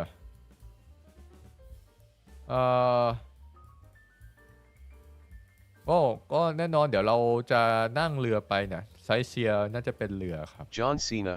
what's that? What's that มันอะไรนะ Alex moves up to walk alongside me. Alex เดินมาข้างๆฉันครับ Alexos, you'll see. It's sort of a hovercraft for sightseeing, as the name implies. เดี๋ยวนะก็เห็นเองน่ะก็มันเป็นตามชื่อเลยมันเป็นยานสำหรับเอาไว้ดูบรรยากาศรอบๆนะตามชื่อมันเลย After a few minutes, we reach the shore where there's a small gazebo with various boats underneath it. คาซิบูพอผ่านไปอีกไม่กี่นาทีครับเราก็มาถึงชายฝั่งแล้วนะครับก็มีเรืออยู่มากมายนะ There's ฮะ also what sort of looks like a jet ski and next to that is just a glass box with an open top. Glass box with the open top พอเราเดินไปครับก็มีอะไรบางอย่างคล้ายๆกับเจ็ตสกีนะครับผมซึ่งข้างบนเนี่ยมีไม่ใช่สิคล้ายๆเจ็ตสกีซึ่งมันเป็นคล้ายๆกล่องแก้วครับกล่องกระจกฮะซึ่งข้างบนเปิดอยู่ครับ This is what Alex and Amicus walk up to, the wolf leaning over to drop the picnic basket inside. อเล็กซ์กับอามิคัสครับก็เดินขึ้นไปฮะซึ่งไอ้เจ้าหมาป่าเนี่ยก็วางตะกร้าปิกนิกเอาไว้ข้างในครับ Once he does that, he strips off his underwear and tosses it into the glass craft as well. พอเขาวางเสร็จครับเขาก็แก้ผ้าออกครับพร้อมที่จะลงไปไม่ใช่สิเขาแก้ผ้าครับแล้วก็เอาโยนผ้าเนี่ยลงไปข้างในยานกระจกนั่น I look away and notice Alex do the same, his ears down as he blushes furiously. เอ่อเรามองไปทางเรามองไปทางอื่นครับซึ่งแล้วก็สังเกตเห็นอเล็กซ์เนี่ยทำตามเหมือนกันครับซึ่งหูของเขาเนี่ยก็ลู่ลงฮะแล้วก็หน้าแดงเอามากๆเลยครับ Trying to ignore the wolf, I walk up to the strange little craft, noticing that there's an open space on the side of the box that allows us to get in. ถ้าเกิดไม่ได้สนใจไอ้เจ้าหมาป่าตัวนั้นเนี่ยเราก็เดินขึ้นไปไอ้กล่องประหลาดนั่นแล้วก็เห็นว่ามันมีพื้นที่ที่พอที่จะให้เราเนี่ยเดินขึ้นไปฮะ The floor is glass as well, and I can see the dirt and vegetation underneath us. พื้นของยานอันนั้นนะฮะก็เป็นกระจกเหมือนกันครับซึ่งทำให้เราเห็นพวกขี้ดินแล้วก็พวกผักต่างๆที่พืชพันธุ์ต่างๆที่อยู่ข้างล่างครับ Amicus, race you to the island. Race you to the island แข่งกันไปที่เกาะนั่น Amicus cheerfully waves at us before running into the lake, the wolf's bushy tail swooshing around over his naked butt. อามิคัสโบกมืออย่างเชียร์ฟูลี่แบบอย่างตื่นเต้นอย่างมีความสุขอามิคัสโบกมือแล้วให้เราอย่างมีความสุขครับก่อนที่จะวิ่งลงไปในทะเลสาบครับผมหางก็ปัดแกว่งไปด้วยความสุขครับแล้วก็ตูดก็โปวิ่งไปฮะ Alexos, ugh, so inappropriate. มันใช้ไม่ได้เลย Alex shakes his head and turns to a slanted glass panel attached to the side of the craft. อเล็กซ์สายหน้าครับก่อนที่จะหันไปหากระจกที่อยู่บนยานนั่นนะ He ครับ touches it and several bright characters come to life on the screen. เขาจิ้มไปตัวแสงสีต่างๆที่แสดงขึ้นมาบนหน้าจอครับ A few seconds later, our little glass craft levitates off the ground and starts to move over the water, albeit at a very slow pace. ผ่านไปอีกไม่กี่วินาทีครับยานก็ค่อยๆลอยขึ้นและเคลื่อนที่ลงไปในน้ำครับผม John Cena, wow, what is this thing? อันนี้มันเรียกว่าอะไรเนี่ย Alexos, a sightseeing craft. Parental tech, so it's very safe and easy to navigate. มันเรียกว่ายานสำหรับเอาไว้ดูไซซิ่งฮะเอาไว้ดูบรรยากาศรอบๆครับผมมันเป็นเทคโนโลยีของ Parent นะครับผมมันใช้งานง่ายนะฮะ I watch as we start to float over the slightly choppy water, Amicus already about 10 meters out in front of us. ฉันมองไปรอบๆขณะที่เราก็ลอยข้ามแม่น้ำไปครับผมไม่ใช่ข้ามแม่น้ำลอยข้ามน้ำไปนะฮะซึ่งอเมริคัสเนี่ยก็ว่ายนำอยู่ประมาณ10 เมตรข้างหน้าเราครับ John Cena, he's a pretty good swimmer. เขาเนี่ยว่ายน้ำเก่งมากๆเลยนะเนี่ย Alexos, we're just slow. That's why he turned this into a race because he knows we won't beat him, even if we're going at full speed. พวกเราแค่ช้าน่ะเขาก็เลยทำให้ทุกอย่างจะจัดประโยคยังไงดีเราเริ่มต้นช้าเขาก็เลยทำให้เป็นการแข่งขันไปซะเพราะว่าเขารู้ว่ายังไงเขาก็ชนะแน่ถึงแม้ว่าเราจะไปด้วยความเร็วเต็มสปีดนะ Sure enough, Amicus starts to widen the gap. ซึ่งมันก็จริงซึ่งมันก็เป็นจริงเพราะว่าตอนนี้เนี่ยอามิคัสก็ว่ายนำไปเยอะมาก I notice Alex's ears twitching about as he navigates our craft, looking left and right while avoiding looking at the water altogether. ฉันรู้สึกว่า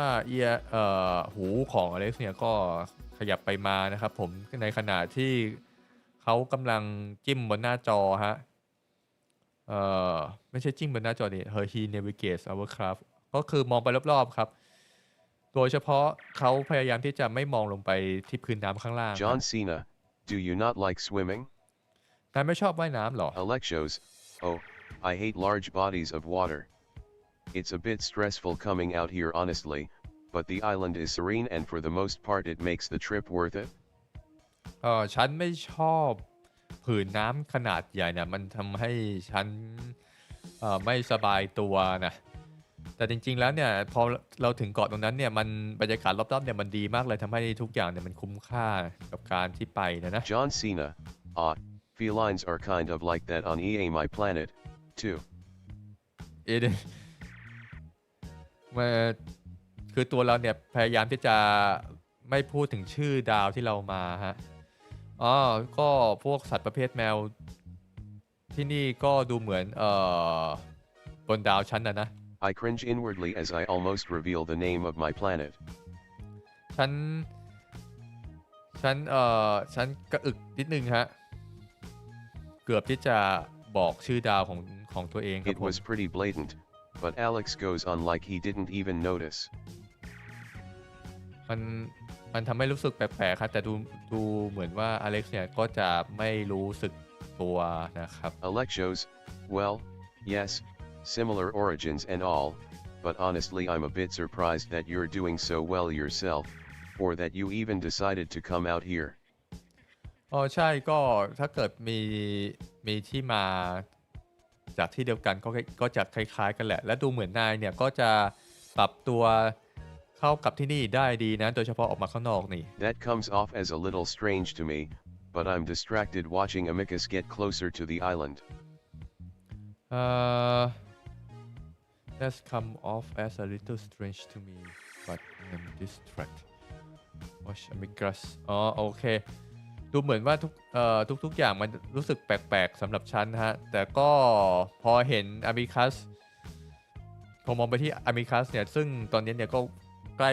ว่าที่จะถึงตัวเกาะแล้วครับ Maybe only about 50 meters now. มันอาจจะสักประมาณอีกสัก50 เมตรเอง I start to get an idea, though. ดูดีๆฉันก็มีความคิดแปลกๆขึ้นมา Judging by the distance between us, Amicus, and the island, I feel like I might be able to beat him. ถ้าดูจากระยะทางของพวกเรา Amicus แล้วก็เกาะนั่นฉันอาจจะชนะเขาก็ได้นะ I grin, then start stripping off my robe. ฉันขยับปลดพวกผ้าออกครับ Alexos,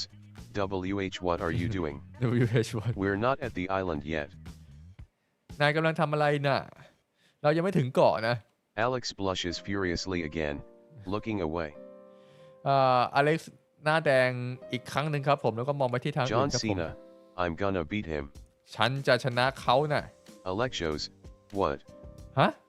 อะไรนะ I grab onto the edge of the glass barrier and swing my legs over it. ฉันจับไปที่มุมของกระจกนั่นครับมุมของขอบกระจกก่อนที่จะแกว่งเท้าไปข้างหน้า Alexos, no. ไม่ Alex actually tries to lunge for me, his paws just barely missing as I plunge into the lake. อเล็กซ์พยายามที่จะจับฉันไว้ฮะแต่ว่าเขาเนี่ยจับฉันช้าไปเพียงแค่นิดเดียวครับผม I don't have much time to think about why because I'm instantly surrounded by freezing cold water. โอ้แต่ดูเหมือนว่าฉันจะไม่มีเวลาคิดมากครับเพราะว่าฉันถูกล้อมรอบไปด้วยน้ำที่เย็นมากครับผม I come up, gasping from the shock of it before I spot the direction of the island and start swimming toward it. ฉันผุดขึ้นมาครับก่อนที่จะตกใจก็คือแบบสะดุ้งเจอน้ำเย็นแล้วสะดุ้งนะครับผมก่อนที่จะรีบว่ายไปที่เกาะครับผม It's been a while since I've really had a chance to swim. มันมีนานมากแล้วฮะที่ฉันจะมีโอกาสที่จะว่ายน้ำนะครับ I'd always been pretty good at it though, and soon enough I get into the familiar motions of putting one arm ahead of the other while turning my head to take breaths. ว่ายท่ากันเคียงใช่ไหมก็คือพูดง่ายๆก็คือว่าก็เริ่มว่ายน้ำไป While นะครับ this is going on, I can still hear Alex shouting behind me. ในขณะที่เราว่ายน้ำนะครับผมก็ได้ยินเสียงอเล็กซ์ตะโกนมาที่ฉันนะฮะ But then,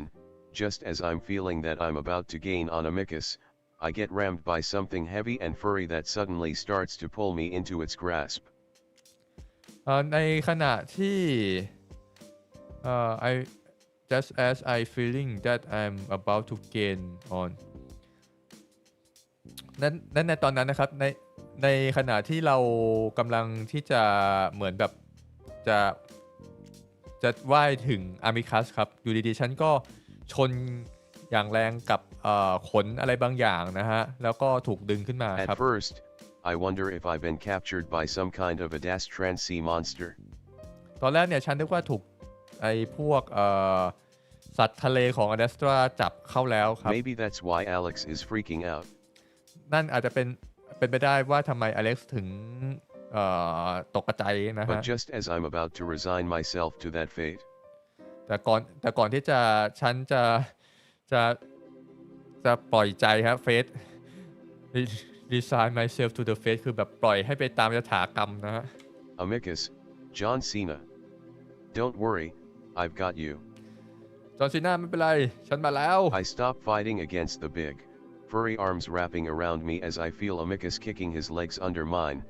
sort of pulling me toward the island that's just a few dozen meters away now. ฉันหยุดสู้กับไอ้แขนขนยักษ์อันนั้นนะฮะที่จับรอบๆฉันครับผมแล้วขาของอามิคัสเนี่ยก็เริ่มตีก็คือเหมือนแบบว่ายน้ำลากขึ้นเกาะแบบนั้นนะครับผมซึ่งระยะทางเนี่ยก็ไม่กี่เมตรข้างหน้าฮะไม่กี่โหล dozen meters John Cena, WH what are you doing? นายกำลังทำอะไรนะ I try to pull away, but Amicus keeps me in a fierce death grip,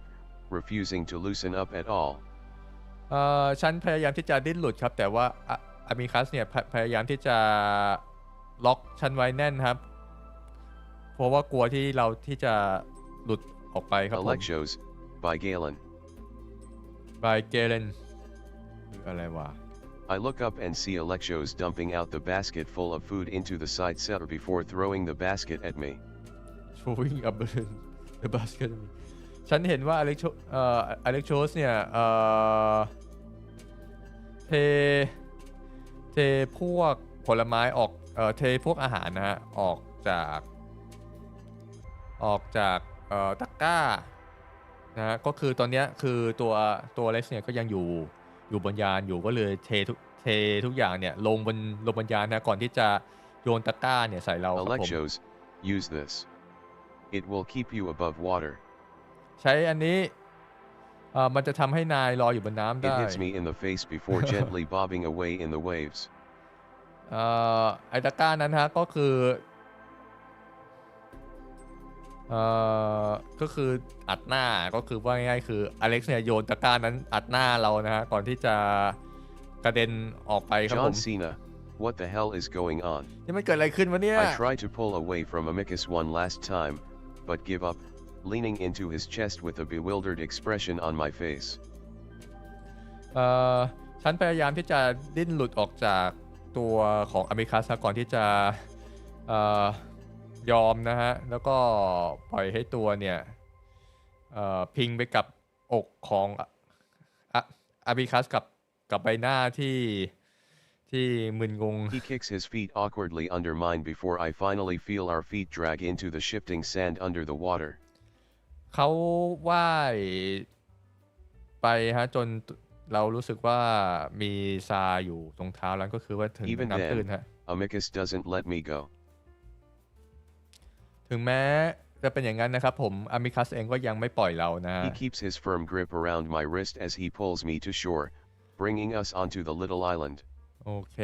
แล้วเขาก็ลากเราขึ้นชายหาดครับผม Amicus, are you all right? เป็นอะไรไหม Amicus puts his paws on my shoulders, his wide eyes looking into mine, breathing heavily. อามิคัสpush his paw on my shoulder นะฮะก็คือวางมือไว้ที่ไหล่ของเราครับผมในตาของเขาบอกเบิ่งกว้างครับมองมาที่เราครับผมหายใจเร็วรัวๆครั John บผม Cena, yes. What the hell just happened? ฉ ช่แล้วนี่มันเกิดอะไรขึ้นเนี่ย I rub my nose where the basket hit me in the face and that's when Alex's little craft pushes gently onto the sand. ฉันถูจมูกนิดนึงครับตรงที่ถูกตะกร้ากระแทกนะครับผมก่อนที่ลานของอเล็กซ์เนี่ยจะค่อยๆเข้ามาสู่ชายฝั่งนะครับ He hops out, running up to us. เขาก็โดดมาหาเราครับก็คือตัวอเล็กซ์เนี่ยกระโดดลงจากยานมาหาเราครับ Alexos, I don't know what happened amicus. He just jumped out. I'm sorry I couldn't stop him. หน้าตามันกลัวมากฉันไม่รู้มันเกิดอะไรขึ้นนะอาบิคัสฉันอยู่ดีๆเขาก็กระโดดลงไปแต่ฉันขอโทษฉันหยุดเขาไม่ทันนะ Alex posed deeply, ears flat and trembling. อเล็กซ์เนี่ยโค้งขอโทษนะครับผมแล้วก็หูลู่หม I ดเลย start ครั to บผม wonder if maybe there's something in the water that I wasn't supposed to come into contact with. ฉันคิดว่ามันน่าจะมีอะไรที่อยู่ข้างล่างข้างในน้ำนั้นมันน่าจะเป็นสิ่งที่ฉันไม่น่าจะแบบว่ามันอาจจะเป็นสิ่งที่อันตรายนะฮะ I look at my skin, but everything seems fine. ฉันดูไปที่ผิวของฉันแล้วดูเหมือนทุกอย่างก็จะโอเค I finally look up at amicus, trying to ignore his dick as it swings around between his legs.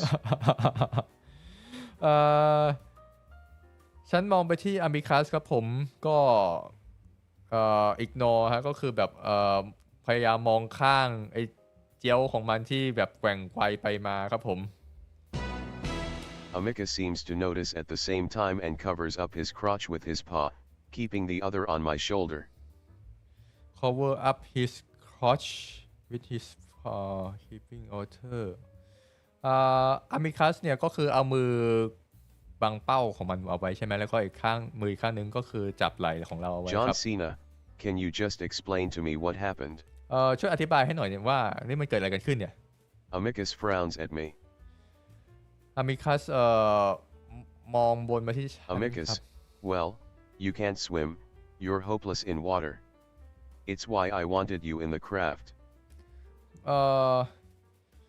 นายว่ายน้ำไม่ได้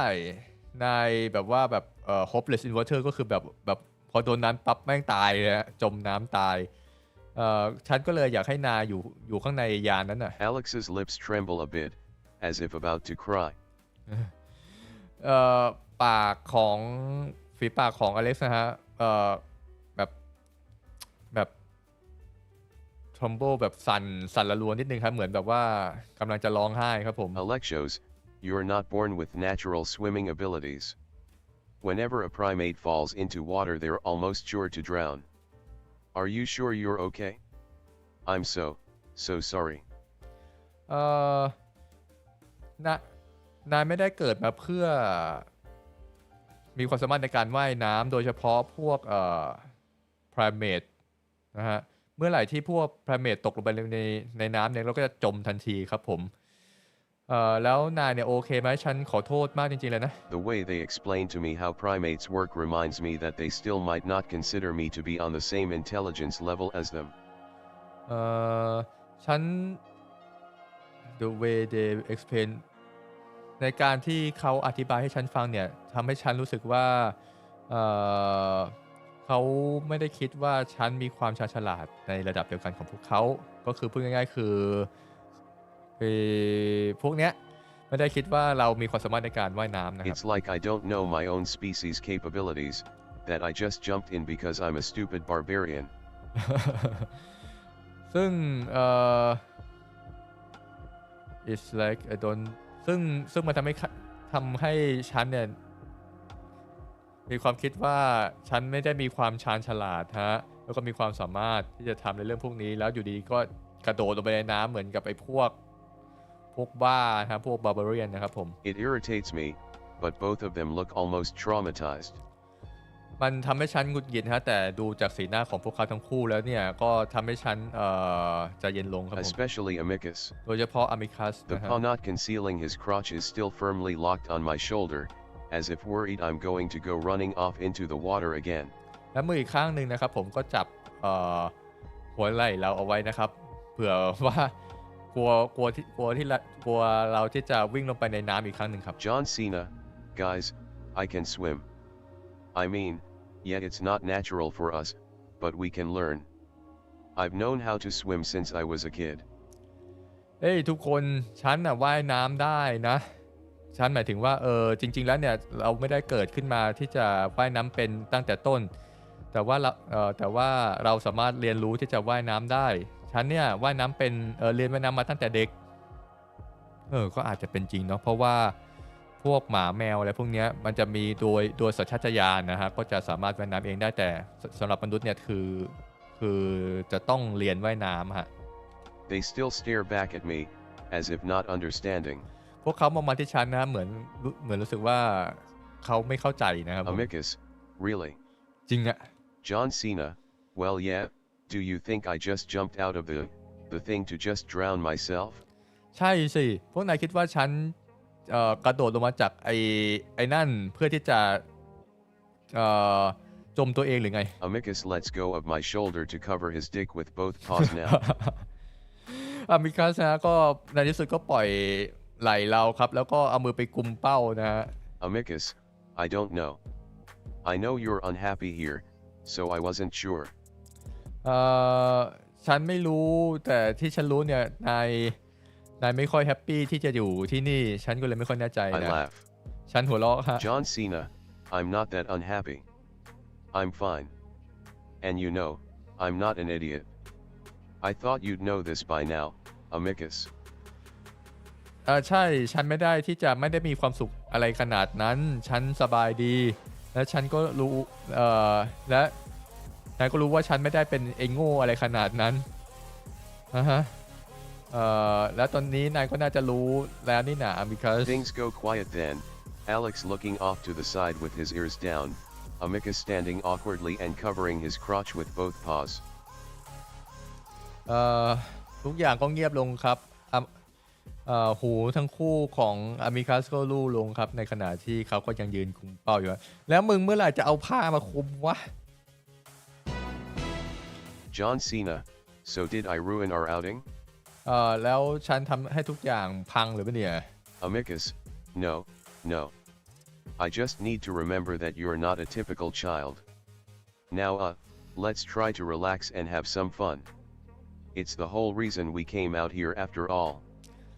ไม่ฉันก็แค่ต้องจำไว้นะว่านายไม่ได้เหมือนพวกชายทั่วไป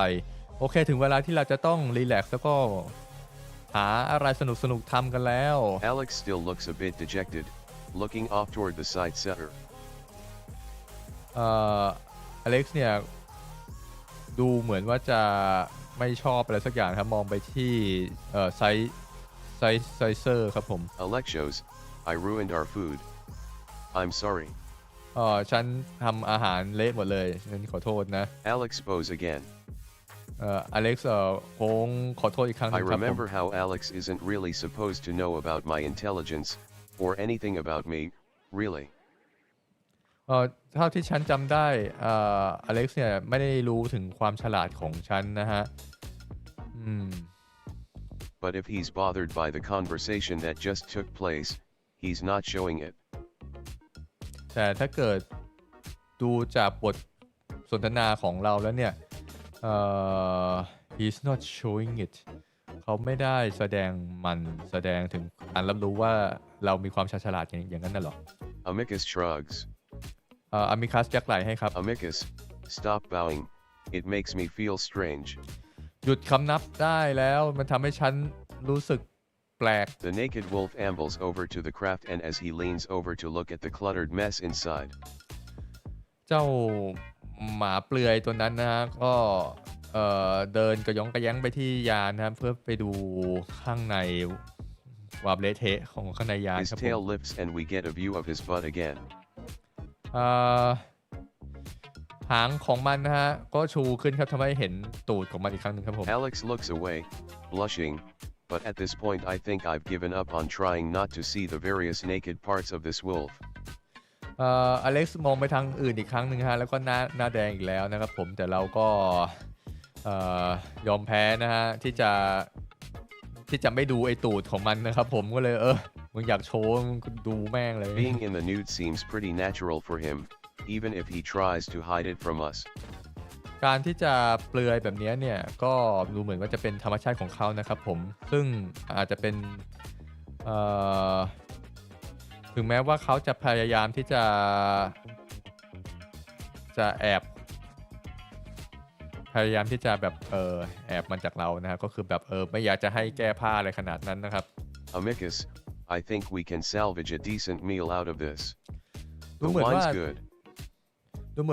ยังมีอะไรบางอย่างที่พอที่จะกินอยู่ได้นะไวน์มันก็ยังโอเคอยู่ Amicus lifts a large bottle of wine into the air, still not turning around. อามิคัสชูขวดไวน์ขึ้นในอากาศครับผมก็คือยังหันหลังยังหันหลังให้เราอยู่ครับ I'll sort through it, Amicus. Please, enjoy your swimming exercises in the meantime. เดี๋ยวฉันจัดการในพวกนี้เองอามิคัสไปว่ายน้ำกันเถอะ Alex quickly moves to start gathering up the food, head down. อเล็กซ์จัดการพวกอาหารพวกนี้ครับแล้วก็ก้มหน้าก้มตาทำครับ Amicus, well, all right. น่าเศร้า And ears up, Alex. We're here to have fun. ไม่เป็นไรอเล็กซ์มาสนุกกันเถอะ Alex puts his ears up, but doesn't lift his head to look at us. หูอเล็กซ์ก็ตั้งขึ้นครับแต่ก็ยังไม่ได้มองมาหาเราครับ Amicus, oh, right. ได้ The wolf grins at me, dipping his muzzle down at his crotch. อเล็กซ์ไม่ใช่สิเจ้าหมาป่านั่นยิ้มมาที่ฉันครับแล้วก็ dipping his nostril down at his crotch แล้วก็เราจะบุกจิ้มลงไปที่เอวAmicus, the cats are just like you when it comes to this sort of thing. Anyway, I'll get in the water so you won't have to keep averting your eyes. You should join me now that we know you can swim, John Cena. โอเคไอพวกแมวเนี่ยjust like you when it comes to sort of thing พวกแมวเนี่ยก็เหมือนกับพวกนายแหละเมื่อพูดถึงไอพวกท่อนล่างไอพวกนั้นนะฮะเดี๋ยวฉันจะรีบลงไปในลงไปในน้ำเพื่อที่นายจะได้ไม่เห็นมันแล้วก็ถ้าเกิดนายว่ายน้ำเป็นก็มาจอยเราได้เลยนะจอห์นซีน่า I start to follow, then look back at the cat. ฉันก็เริ่มที่จะเดินตามตัวอามิคัสไปครับแล้วก็มองกลับไปเจ้าที่แมวตัวนั้น John Cena, do you need help, Alex? ให้ช่วยไหมอเล็กซ์ Alex shakes his head quickly, and I can see that he's still blushing. อเล็กซ์สายหน้านะครับผมแต่ก็เห็นได้ชัดว่าเขาก็ยังอายอยู่ครับ Back. John Cena, prefs, กดผิด options. กดผิด John Cena. Alex shakes his head. Alexos, go on and swim, John Cena. I'll just be sunbathing anyway. ไปว่ายน้ำเลยจอห์นซีน่าเดี๋ยวฉันก็แค่อาบแดดนะ There isn't much room in the side setter for two people, and Amicus seems to be waiting for me, so I follow the wolf out toward the water. พื้นที่ของไซเซียเนี่ยมันก็มีพื้นที่ไม่มากสำหรับ2คนนะแล้วดูเหมือนว่าอามิคัสเนี่ยก็รอให้เราเข้าไปว่ายน้ำด้วยกันด้วยนะฮะซึ่งตอนนี้เจ้าหมาเนี่ยก็รออยู่ในน้ำนะครับ Amicus,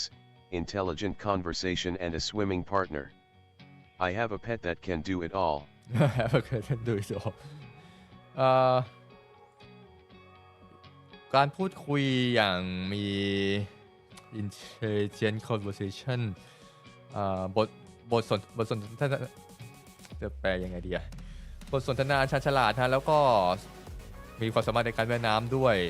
ท่านเนี่ยมีสัตว์เลี้ยงที่สามารถทำได้ทุกอย่างเลยนะเนี่ย Amicus shoulders me as we walk along the beach, making me stumble. อามิคัสตบไหล่เราครับขณะที่เดินไปตามชายหาดครับซึ่งทำให้ฉันสะดุ้งเบาๆ John Cena, hey. Hey. I say it warningly, even though I know he's joking. ฉันพูดเตือนเขาฮะถึงแม้ว่าฉันจะรู้ว่าเขาล้อเล่นนะครับ John Cena, you know, I have to wonder why you'd take me out here if you didn't think I could swim.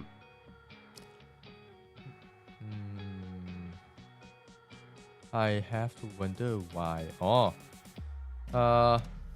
เอางี้ฉันคงไม่คิดหรอกนะว่านายจะพาฉันมาที่นี่โดยไม่รู้ว่าฉันจะสามารถว่ายน้ำได้นะ Amicus, everyone enjoys the beach whether they can swim or not. ทุกคนมีความสุขบนชายหาดนะถึงแม้ว่าไม่เกี่ยวกับว่าเขาจะว่ายน้ำเป็นหรือเปล่านะ The sand becomes too hot as I walk along the beach, so I have to jog the last 10 meters or so to the wet sand, sighing as a wave cools my burning feet. ทรายเนี่ยเริ่มร้อนขึ้นเรื่อยๆฮะตอนที่ฉันเดินไปตามชายหาดนะครับผมโดยเฉพาะตอน10เมตรสุดท้ายเนี่ยฉันก็ต้องเริ่มจ็อกเริ่มวิ่งเหยาะๆนะฮะเบาๆก่อนที่จะถึงทรายที่เปียกน้ำครับซึ่งตรงนั้นเนี่ยมันก็เย็นพอนะฮะที่จะช่วยทำให้แบบตีนเนี่ยเย็นลงครับ Amicus catches up. Amicus ก็เดินตามมาครับ Amicus, too hot. I suppose I should remember that you are a bit more fragile than the other species. ร้อนไปเหรอดูเหมือนว่าฉันจะต้องจำเหมือนกันนะว่านายเนี่ยค่อนข้างบอบบางกว่าพวกสายพันธุ์อื่นนะ John Cena,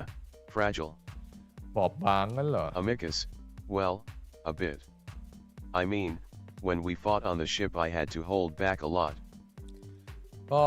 นิดหน่อยนะเพราะว่าตอนที่เราสู้อยู่บนยานเนี่ยฉันก็ต้องแบบว่ายั้งมือนิดนึงนะ I give Amicus a shove,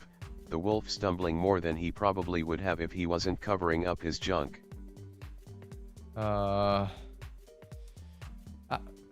ฉันสาดน้ำไปใส่อามิคัสนะครับผมซึ่งมันก็เขาก็ยัง ก็คือยังเปื่อยอยู่ฮะหมาเปื่อย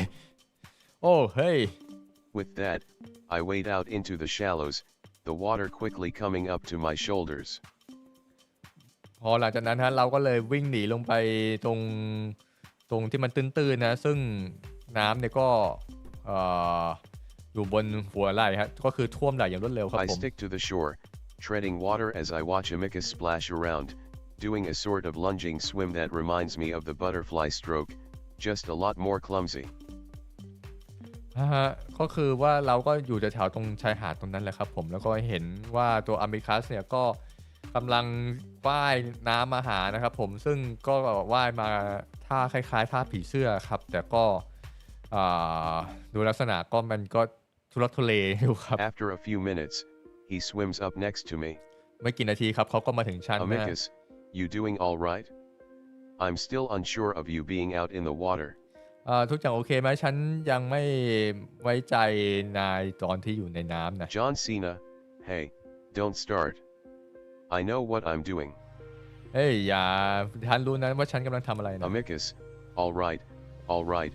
but even experienced swimmers can have accidents, so let me know if you need help, or anything. ได้ถึงแม้ว่าไอ้พวกคนมีประสบการณ์ในเรื่องการว่ายน้ำเนี่ยก็ยังเกิดอุบัติเหตุเลยนะเพราะฉะนั้นเนี่ยถ้าเกิดต้องการความช่วยเหลือเนี่ยก็บอกฉันได้เลยนะ Amicus stands right in front of me, his fur plastered tightly against his chest. อามิคัสยืนอยู่ข้างๆฉันฮะซึ่งขนของเขาเนี่ยก็แนบไปกับอกของเขาครับผม John Cena, I will. ได้เลย The wolf shields his eyes from the sun with a paw as he looks around. เจ้าหมาป่านั่นก็เอามือบังแดดฮะก่อนที่จะมองไปรอบๆครับผม Amicus, anyway, do you want to have a race around the island?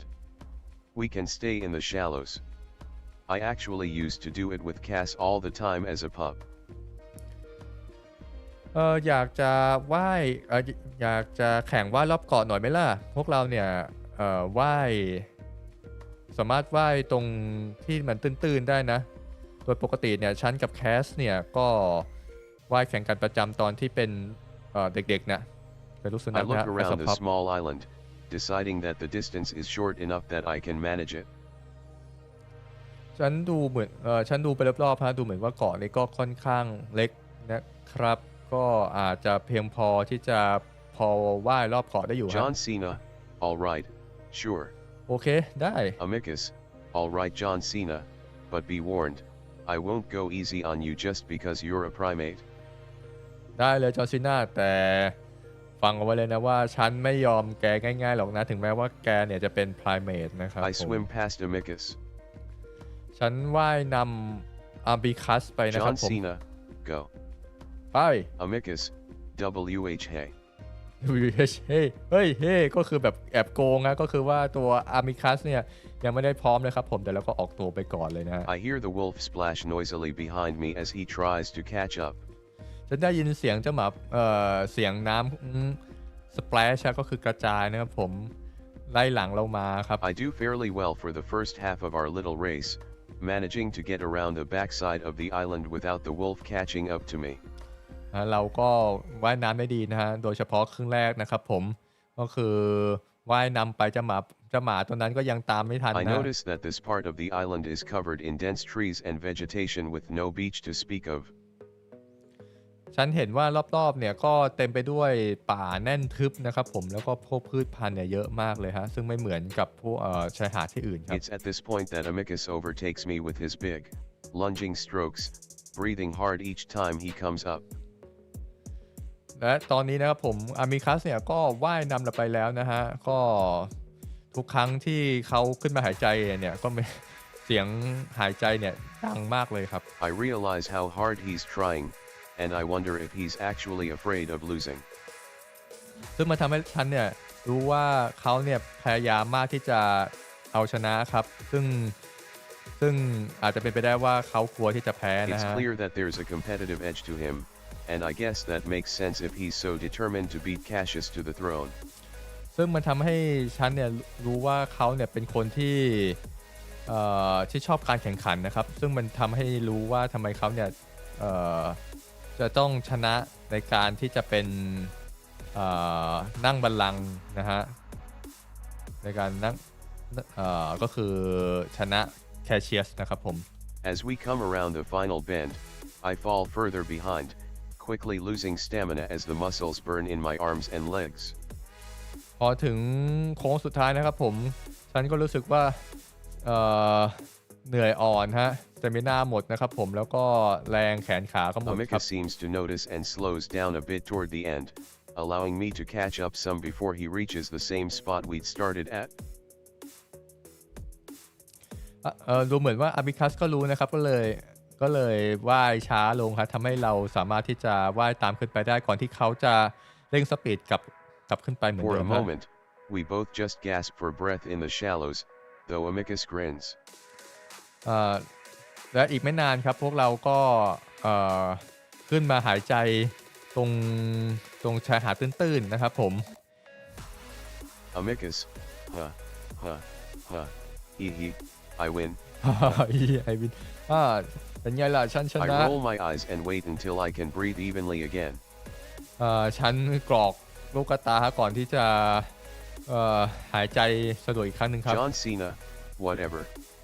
You've got way more muscle than I do. ก็อย่างนั้นแหละนายมีกล้ามเยอะกว่าฉันดิ Amicus, that isn't really an advantage. นั่นไม่ใช่ข้อได้เปรียบนะ Amicus still breathes heavily and I wonder how much effort he actually put into beating me. อามิคัสก็หายใจหนักเลยครับผมซึ่งทำให้เห็นว่าเขาเนี่ยต้องออกแรงเยอะนะที่จะชนะเรานะครับ Amicus, besides, I've got all this for weighing me down and you don't. You know, competitive swimmers actually shave their fur down near the skin. โอ้จริงๆแล้วเนี่ยฉันเนี่ยมีขนตรงเนี้ยเยอะแล้วมันก็ทำให้ฉันหนักมากตอนเวลาที่ว่ายน้ำเนี่ยไอ้พวกที่ว่ายแข่งขันเนี่ยก็จะโกนขนออกเพื่อทำให้ว่ายได้ดีขึ้นนะก็คือแบบโกนขน fur down near the skin ก็คือแบบโกนแทบจะแบบโล้นอ่ะ That makes me wonder what a shaved wolf would look like. นั่นทำให้ฉันนึกถึงว่าไอหมาป่าโกนขนเนี่ยจะเป็นยังไงฮะก็คงเหมือนแบบเวลานี่ป่ะเวลาคลิปไซบีเรียนโกนขนแล้วมันเหลือแต่ขนบนหัวอะไรเงี้ย John Cena, guess I just have bad stamina. อย่างนั้นก็คงฉันอาจจะ มีสเตมินาน้อยก็อาจจะเป็นไปได้นะ Amicus, actually, you did a lot better than I thought you would. Had me worried the first few minutes. What do you call that swimming style? จริงๆแล้วเนี่ยนายทำได้ดีกว่าที่ฉันคิดไว้มากเลยนะมันทำให้ฉันแบบกังวลในช่วงนาทีแรกเลยนะท่าว่ายอย่างนั้นเนี่ยเขาเรียกว่าท่าว่ายแบบไหนนะ John Cena, I don't know. I think it's just called freestyle. ไม่รู้เหมือนกันนะฉันคิดว่ามันเรียกว่าฟรีสไตล์นะ Amicus moves closer, his breathing finally under control. อามิคัสเดินเข้ามาใกล้ๆนะครับผมแล้วก็เขาเริ่มที่จะคุมเรื่องการหายใจได้แล้ว Amicus, could you teach me? สอนฉันหน่อยได้ไหม John Cena, to swim. Looks like you've already got that down. ว่ายน้ำงั้นเหรอดูเหมือนว่านายก็ว่ายเป็นแล้วนี่ Amicus, I mean your style of swimming. ฉันหมายถึงว่าในแบบว่ายในแบบการว่ายของนายนะ John Cena, you beat me, didn't you? Why would you want to learn my style? นายชนะฉันนี่แล้วทำไมอยากจะเรียนท่าว่ายของฉันล่ะ I say that, but I think I know what Amicus is getting at. ฉันพูดถึงฉันจะพูดอย่างนั้นฉันก็รู้ว่าทำไมอามิคัสถึงอยากจะเรียนเรื่องท่าว่ายน้ำ He has a very clumsy way of swimming, sort of like he's fighting the water itself. เขาว่ายน้ำแบบคลิมซี่แบบกระท่อนกระแท่นนะเหมือนแบบว่ากำลังสู้ผ่านน้ำมาครับ Amicus harumphs, blowing some droplets of water from his nose. อามิคัสพ่นน้ำนะฮะออกจากตามช่องจมูกครับผม Amicus, it looked effective. I'd just like to try it if you're willing to show me. มันดู effective ก็คือแบบดูแบบมีประสิทธิภาพอะนะฮะฉันอยากจะลองบ้างนะถ้าเกิดนายอยากจะโชว์อยากจะโชว์ให้ฉันดูหน่อย I นะ smile. ฉันยิ้มฮะ John Cena, all right. ได้เลย For the next hour, I show the wolf how to swim freestyle. โอเคหลังจากชั่วโมงนั้นครับฉันก็สอนเจ้าหมานั่นว่ายท่าฟรีสไตล์ At the beginning, it kind of feels like I'm teaching a toddler how to swim. ตอนแรกๆเนี่ยฉันก็มีความรู้สึกเหมือนแบบสอนเด็กเด็กเล็กฮะทอดเลยคือแบบเด็กทารกสอนเด็กทารกว่ายน้ำครับ The first few tries end up with him thrashing around in the water like he's about to drown, showering me with lake water until I have to reach out and grab him to make him stop.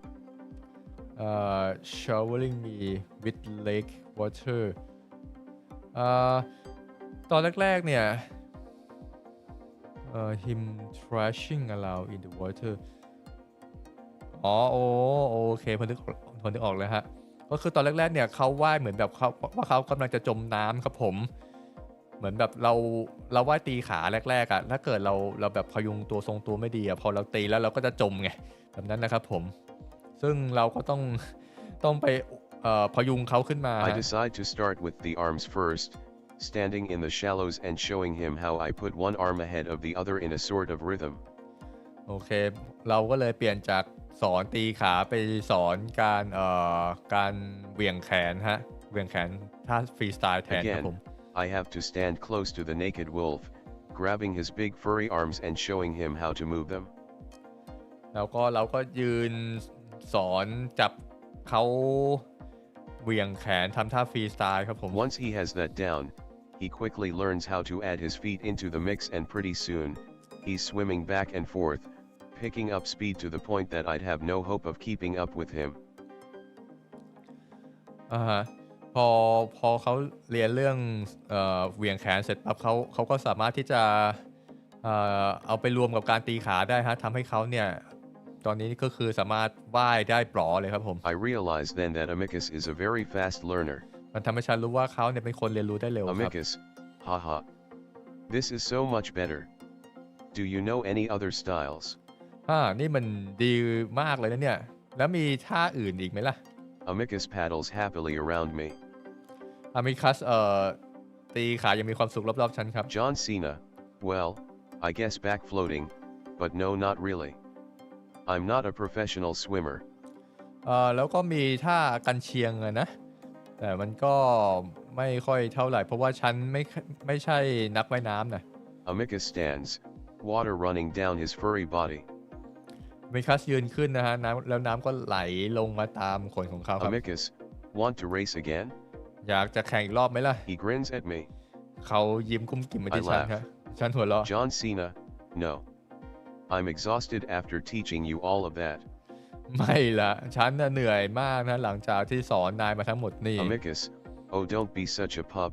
or are you afraid of losing โอ้โห again? ปากดีเลยทันทีฮะอย่าทำตัวเป็นหมาเด็กหน่อยเลยอย่าทำตัวเป็นลูกหมาหน่อยเลยกลัวแพ้แล้วสิ Amicus winks to lighten his words. อเมริคัสขยิบตาให้ I ครับ think about flicking him on the nose like he's a misbehaving dog, but I resist the urge. ฉันอยากที่จะหยิกจมูกของมันครับเหมือนกับพวกหมาทำตัวไม่ดีครับแต่ว่าฉันก็คุมตัวเองไว้ครับ John Cena, no. I'm tired and I'm hungry and if I stay out any longer, I'm probably gonna get a sunburn. ไม่ล่ะตอนนี้ฉันหิวมากแล้วก็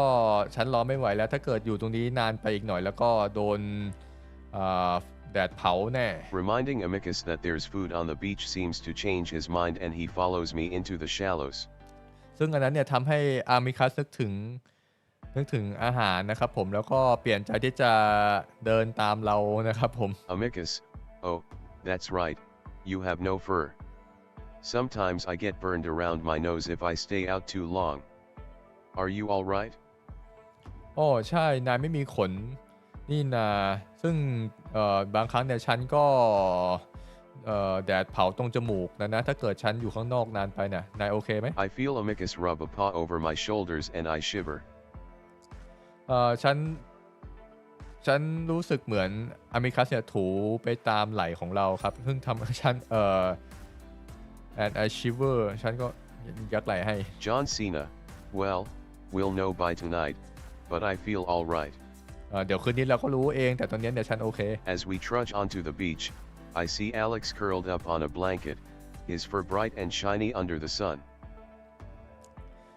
เราก็เดินเลาะไปตามชายหาดฮะแล้วก็เห็นอเล็กซ์เนี่ยกำลังม้วนเคิร์ลอัพน่าจะเป็นปูฮะปูแบงเก็ตก็คือปูเสื่อนะครับผมปูผ้านะฮะ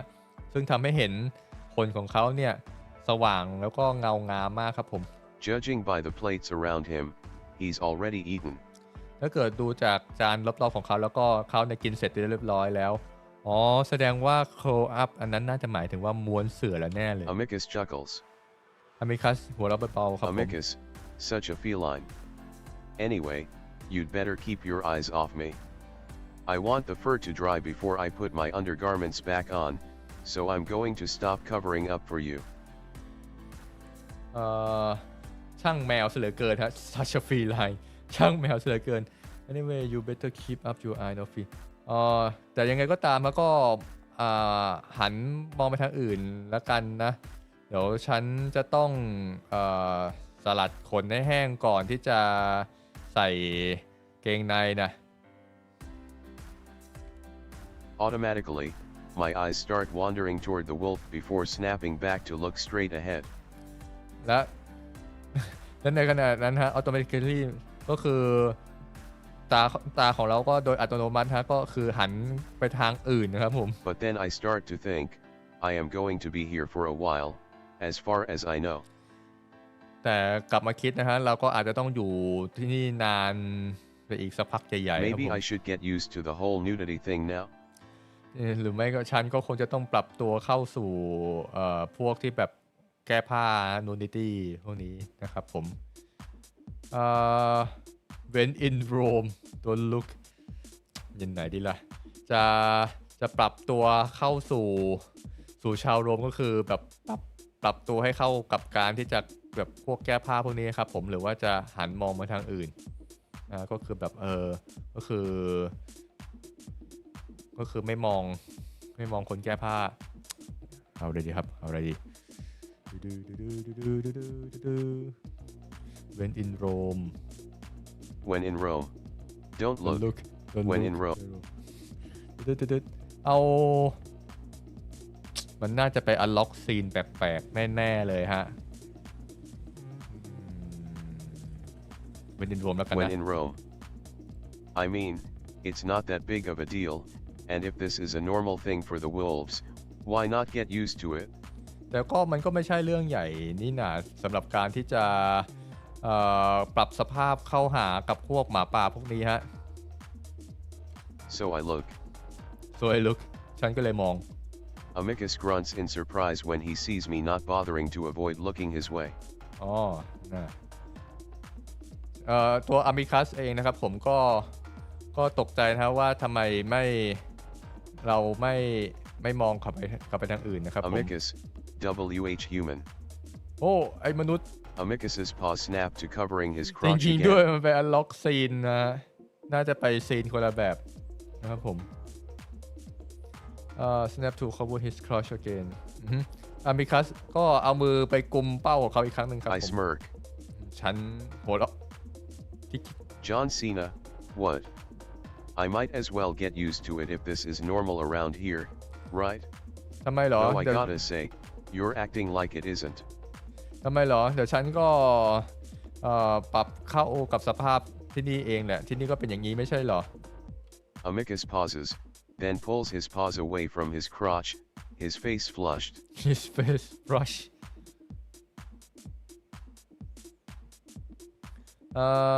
ตัว Amicus ก็ค่อยๆเอามือออกครับผมหน้าก็แบบ fresh แบบ surprise Amicus, you just surprised me, is all. แกทำให้ฉันตกใจแค่นั้นเอง Amicus walks stiffly up the beach, past the sleeping Alex while I try to keep up. Amicus walks stiffly up to the beach, past the sleeping Alex while I trying to keep up. ก็คือตัว Amicus ก็เดินไปตรงตามชายหาดนะแล้วก็เราก็เดินตามมา It's kind of satisfying to see how embarrassed he is considering how much he'd been teasing me about it. แล้วดูเหมือนว่าเขาจะค่อนข้างอายนะครับเพราะตลอดมาเนี่ยเขาก็ชอบล้อเราแบบนี้ตลอด And นะครับ honestly, now that I've seen it, it really isn't a big deal at all. แต่ตอนนี้ฉันก็เห็นมันมาหมดแล้วมันก็ไม่ใช่เรื่องใหญ่เลยบ้างไหม The wolf's cock and balls are just like a human's. ไอ้เจียวของหมาป่ามันก็ไม่ได้ต่างอะไรจากมนุษย์มากมาย Sure, maybe with a little more fur on the balls and a darker shade on the cock, but still similar. มันก็แค่มีขนรอบๆไข่ของมันฮะแล้วก็เจลของมันก็เป็นสีดำอันนั้นมากขึ้นครับผม We reach the side cellar and I see that Alex has laid out the food in a neat little line of plates. I wish the side cellar had laid out the food in the neat line of plates โอเคพอเรามาถึงตัวยาแล้วตัวไซส์เซอร์ครับผมแล้วก็ไปเอาพวกอาหารมาวางไว้ในจานครับ Though some of the pastries look a bit squashed, everything seems to have survived the emergency dumping that they suffered. Through some of pasty look a bit squash pasty ก็คือพวกขนมปังครับ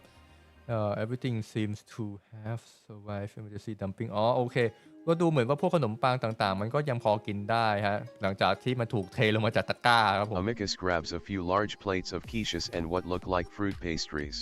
Amicus grab a few large plate of fruit pasty Amicus ก็หยิบจานขึ้นมาใส่อาหารนะซึ่งอันนึงก็ดูคล้ายๆขนมปังผลไม้ฮะ Meanwhile, I grab a folded blanket, the bottle of wine for Amicus, and a smaller bottle of the vegetable-tasting juice I'd had yesterday for myself. แล้วเราก็ไปหยิบไอ้พวก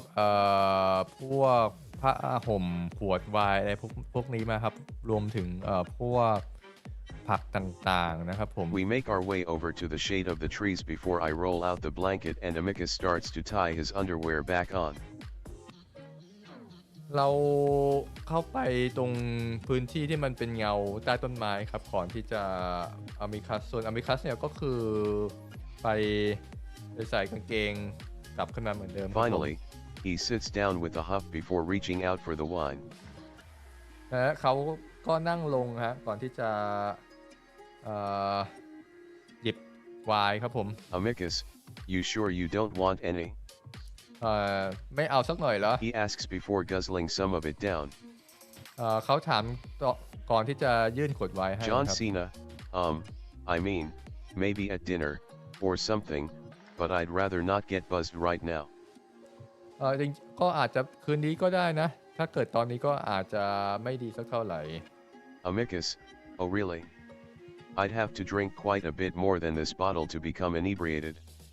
inebriated คืออะไร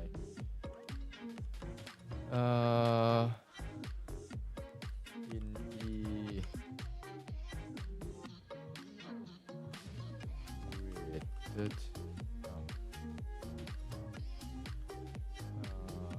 RI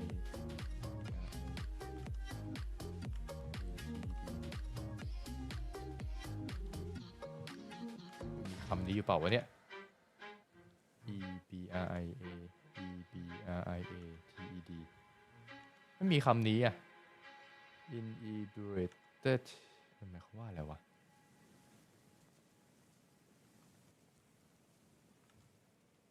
ebriated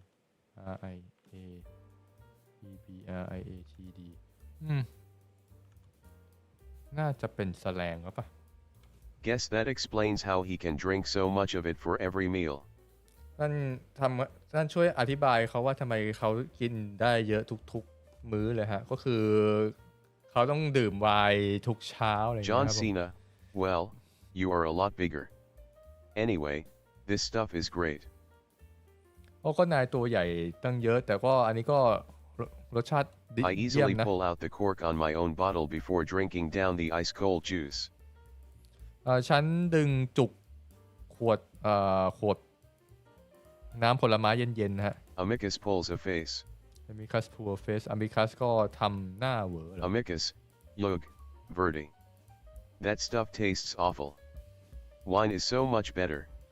อันนั้นรสชาติแย่มากเลยน้ำไวน์รสชาติดีกว่า Amicus immediately goes for the fruit pastries, shoving two in his mouth at the same time. Amicus ก็หยิบขนมปังผลไม้ฮะแล้วก็เคี้ยวครับผมขณะที่พูดฮะก็คือไอหมานี่มันไม่ชอบน้ำผลไม้ฮะถ้ากินก็คือกินไวน์ไปเลยครับผม John Cena, maybe you just prefer sweet things. And slow down, don't you take time to enjoy your food? นายอาจจะชอบพวกของหวานๆก็ได้นะแล้วก็ไม่กินให้มันช้าลงหน่อยเหรอเมื่อแบบกินอะไรนะเข้าสู่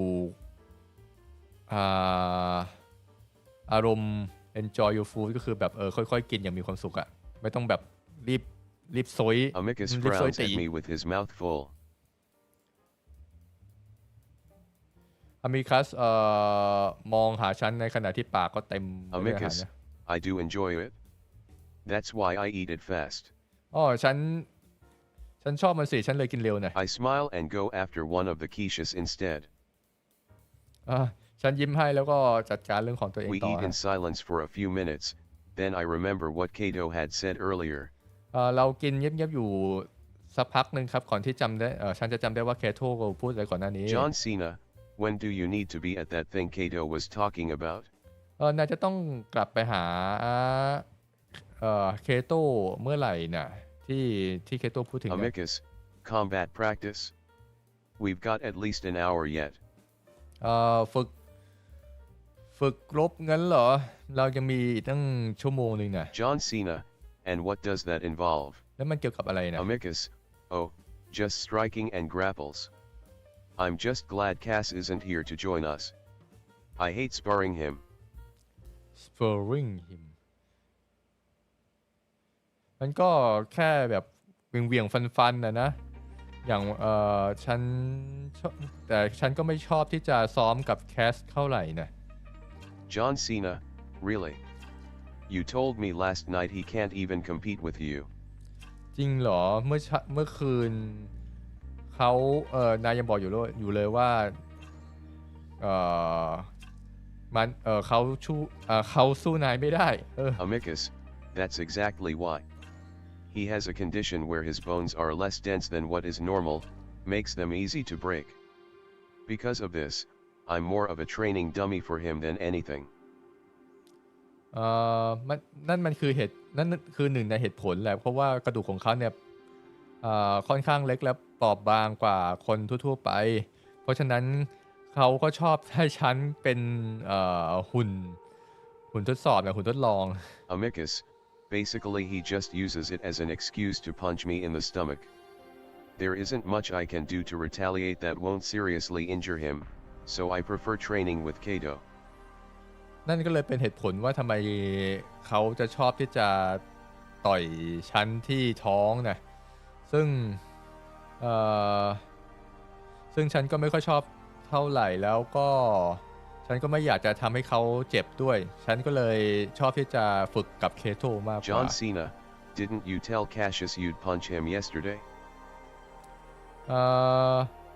แต่เมื่อวานนายก็ยังบอกอยู่เลยว่านายจะต่อยแคชเชียสไม่ใช่เหรอ Amicus laughs. อมิคัสหัวเราะครับผม Amicus, ha ha ha ha. I did, didn't I? ใช่ไหมล่ะ Amicus, well, that's why he was so offended, but now he knows not to bother you. นั่นเลยเป็นเหตุผลว่าทำไมเขาถึงไม่ชอบและตอนนี้เขาก็ไม่อยากจะมายุ่งกับนายสวัสดีฮะ Amicus, I've learned to be gentle with him since we were pups, but my limits can only be pushed so far, especially now that I have you.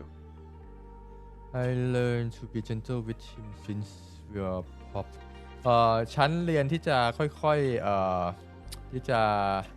gentle เหมือนแบบเบามือยั้งมือกับเขา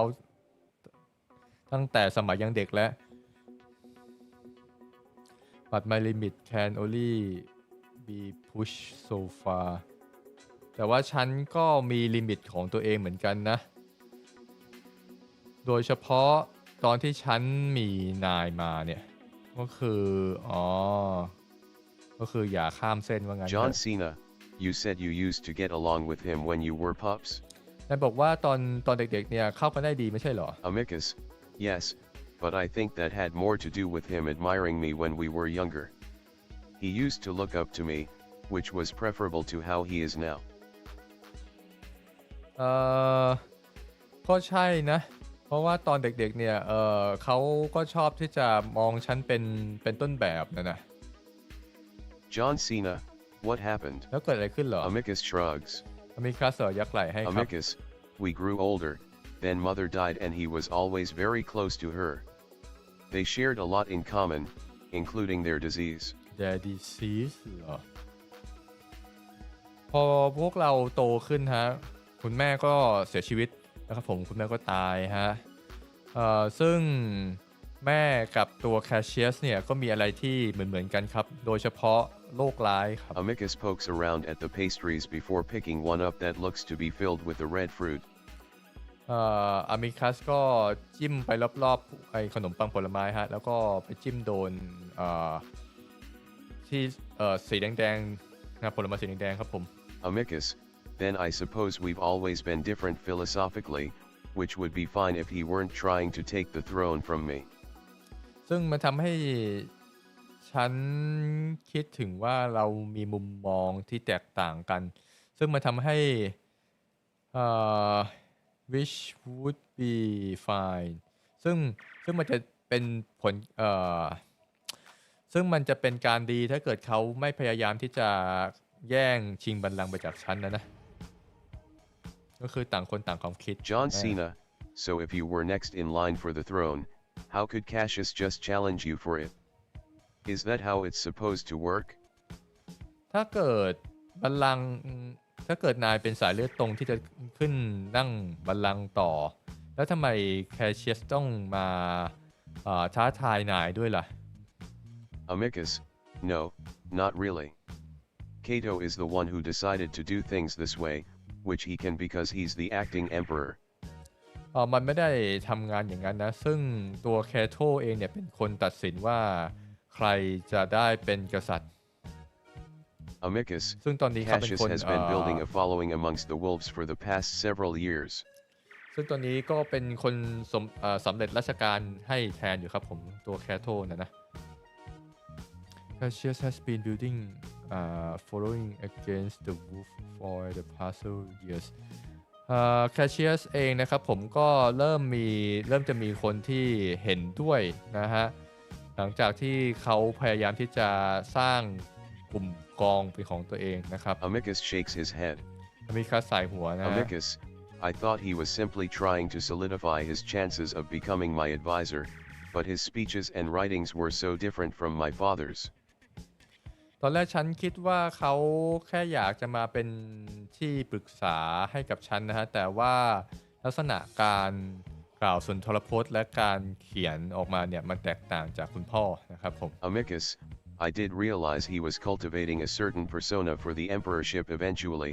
but I never thought Cato would buy into it just because of Cassius's popularity, but he did, and here we are. ซึ่งตอนแรกๆเนี่ยฉันคิดว่าเขาก็มีคุณสมบัติการเป็นกษัตริย์นะครับผมซึ่งตอนแรกเนี่ยฉันไม่คิดว่าแคโทจะเห็นด้วยแต่ว่าเขาก็อาจจะเลือกแคชเชียร์เพราะว่าความโด่งดังของเขานะครับ Amicus shoos away a worryingly large fly that lands near the plate. อมิคัสไล่แมลงนะฮะตัวใหญ่ตัวขนาดใหญ่ครับผมที่มันมาตอมอาหาร Amicus, I thought I'd have more time, anyway. A lot more time, but father's passing was sudden, so I'm left with what I have now. ตอนแรกฉันนึกว่าจะมีเวลามากกว่านี้แต่อยู่ดีๆคุณพ่อเนี่ยก็ได้จากไปอย่างรวดเร็วนะครับและนี่มันก็เป็นที่มาว่าทำไมเรามาถึงจุดๆนี้ John Cena, what happened to him, if you don't mind me asking? แล้วเขาเป็นอะไรเหรอจะเอ่อจะเป็นอะไรไหมถ้าเกิดฉันอยากจะถามหน่อย Amicus, to father? His ship crashed while landing in Odastra City about 5 months ago. It's a rare thing to happen, but it does happen. คุณพ่องั้นเหรอยานของเขาตกที่เมืองอดัสตราเมื่อ5 เดือนที่แล้วน่ะ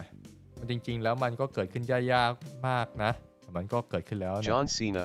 I'm sorry. ขอโทษด้วยนะ Amicus, well, he's with the parents now, so I'll see him again, but he should have had so much more time left, just like mother. ก็ตอนนี้เขาก็อยู่กับพวก parents แล้วนะเดี๋ยวฉันก็จะได้เห็นเขาอีกครั้งหนึ่งเหมือนกับตอนที่คุณแม่จากไป John Cena, how old was he? เขาอายุเท่าไหร่ Amicus, 157. 157 ปี I blink. ฉันกระพริบตา John Cena, he was 157. เขาอายุ157เหรอ Amicus, yes. ใช่ John Cena, years. ปีเหรอ Amicus, yes. ใช่ Amicus looks at me, confused. อามิคัสมองที่ฉันแล้วก็งง John ครับผม Cena, how long do you people live? แล้วมนุษย์อยู่กี่ปีล่ะ Amicus, it varies, obviously, but about 250 to 300 หมาย years. ถึงว่าพวกหมาป่าฮะมันก็แล้วแต่นะก็ประมาณ210 ถึง 300 ปี John Cena, wow. 250หรอถ้าเกิดอายุ150ก็ยังหนุ่มอยู่เลยนะใช่ไหมเพราะว่ามันครึ่งหนึ่งของช่วงอายุเองครับ Amicus, how long do your people live? แล้วค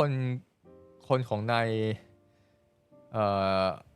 มีอายุประมาณเท่าไหร่ล่ะ Amicus looks slightly apprehensive. อามิคัสมองอย่างงง John Cena, I don't know, 80. 100 if we're lucky. 80ไม่ก็100นะถ้าเกิดโชคดีพอนะ Amicus, oh. โอ้ Amicus's ears fall. หูอามิคัสลู่ลงครับผม Amicus, that's so short. มันสั้นมากเลยนะ John Cena, compared to you guys, yeah. ถ้าเกิดเปรียบเทียบกับพวกนายก็ใช่ Amicus, wait, how old are you? แล้วนายอายุเท่าไหร่ John Cena, 20. How old are you? ฉันอายุ20แล้วนายล่ะ Amicus is still frowning. อามิคัสมองแบบมองบนครับผม Amicus, 23. 23 That gives me some pause, trying to work out how much that would be in a human lifespan. นั่นทำให้ฉันหยุดคิดสักแป๊บหนึ่งครับผมคิดถึงว่า trying to work how much would be like นั่นก็ทำให้ฉันนึกถึงว่าถ้าเกิดเป็นอายุของมนุษย์เนี่ยน่าจะประมาณเท่าไหร่ John Cena, wait, so are you an adult, or เดี๋ยวนะแล้วนายเป็นผู้ใหญ่หรือ Amicus seems to recover. Amicus เหมือนว่าจะตั้งหลักได้แล้วครับ Amicus, well, adulthood varies among species and cultures, obviously, but legal adulthood is 20. So yes, I'm considered an adult. ก็ผู้ใหญ่มันก็แล้วแต่สายพันธุ์นะแต่ก็สำหรับถ้าเกิดพูดถึงตามกฎหมายแล้วก็ผู้ใหญ่ก็อายุ20ใช่แล้วตอนนี้ก็ฉันก็ถือว่าเป็นผู้ใหญ่แล้วแหละ John Cena, that's about the same as humans. นั่นก็น่าจะใกล้เคียงกับมนุษย์แล้วนะ Amicus, but the difference is that you die a lot sooner. ใช่แต่ว่านั่นแต่ว่ามันbut that's difference แต่ว่าสิ่งที่แตกต่างคือนายตายเร็วกว่าเยอะ That concerned look again. หน้าของอเมริคัสก็แบบกังวลอีกครั้งหนึ่ง I shrug. ฉันก็ยักไหล่ John Cena, I've grown up with the idea, so it's not all that shocking to me. ฉันโตขึ้นมากับสิ่งพวกนี้เพราะฉะนั้นฉันก็ไม่ค่อยช็อกอะไรเท่าไหร่นะ Amicus seems to be thinking. Amicus ก็กำลังคิดนิดนึงครับ Well, maybe we can do something about it.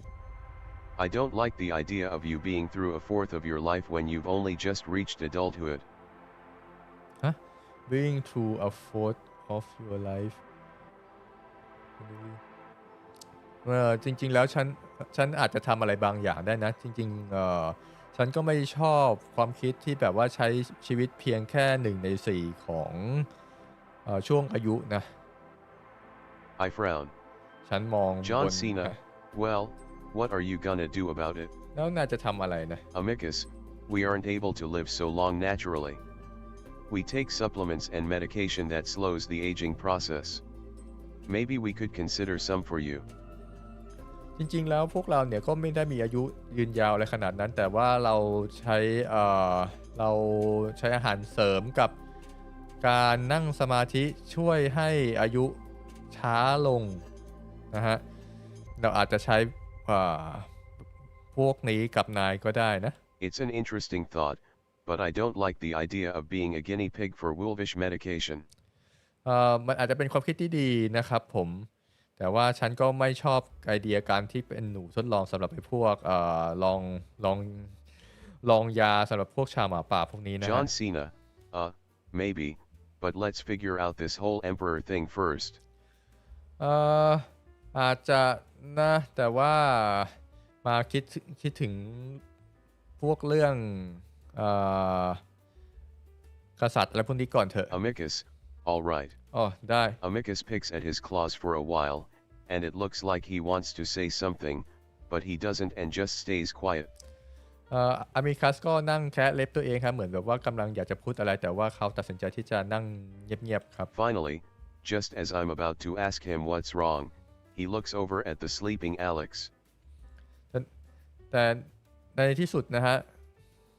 ฉันก็จะตัดสินใจที่จะถามเขาว่ามันมีอะไรเหรอแต่ว่าตัวอามิคัสนะครับก็มองมาที่อเล็กซ์ที่กำลังนอนอยู่ครับผม Amicus, I'll be right back. เดี๋ยวฉันกลับมาแป๊บนึง And with that, the wolf suddenly gets up and jogs over to the cat. แล้วเจ้าหมานะครับผมก็วิ่งเหาะไปที่เจ้าแมวนะครับผม I can't help but feel the conversation was left unfinished, but then I see Amicus get down on his paws and knees, as if sneaking up on Alex. เหมือนแบบทุกอย่างนะฮะยังคุยกันไม่เสร็จแบบมันดูคุยกันค้างคานะฮะแต่ว่าฉันก็มองมาที่อามิคัสครับที่กำลังย่องไปทางอเล็กซ์นะครับ I frown and watch as the wolf gets closer, his paw reaching out for Alex's earring. ฉันมองไปที่เจ้าหมาป่าที่กำลังย่องไปที่ต่างหูearring ฮะต่างหูของอเล็กซ์นะครับอย่าบอก I นะว่า guess ไป the wolf wasn't being very quiet because Alex suddenly rolls over and squeals as the wolf leaps at him. จะไปขโมยองุ่นนะครับผม ดูเหมือนว่าเจ้าหมาป่าตัวนั้นเนี่ยจะเงียบไม่พอครับเพราะว่าอยู่ดีๆเจ้าอเล็กซ์เนี่ยก็คือม้วนตัวกลับมาฮะหันกลับมาไปมาทางเจ้าหมาป่านะครับผม Alexos,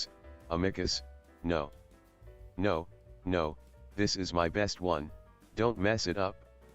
ไม่นะ because อันนี้คืออันที่ดีที่สุดของฉันอย่ามายุ่ง I sigh and get up, a little reluctant to leave the shade as I make my way over to the pier. Leave the shade as I make my way up over the pier ฉันนั่งมองครับก่อนที่จะลุกขึ้นเดินไปหาครับผม Alex has rolled up into a little ball, clutching at his ear as he tries to hide the grapes. Alex ขดตัวเป็นวงกลมฮะเพื่อที่จะซ่อนไอ้องุ่นเอาไว้ครับผม Alexos, don't you dare. Do you want to tear my ear off? อย่าลองเลยนะแกจะดึงฉีกหูของฉันออกหรือไง Amicus, I'm being gentle. If you'd stop trying to fight it, it would make this easier. ฉันจะทำเบาๆนะถ้าเกิดนายไม่ต่อต้านเนี่ยมันก็จะง่ายนะ Alexos, no. ไม่ Alexos tries to roll away,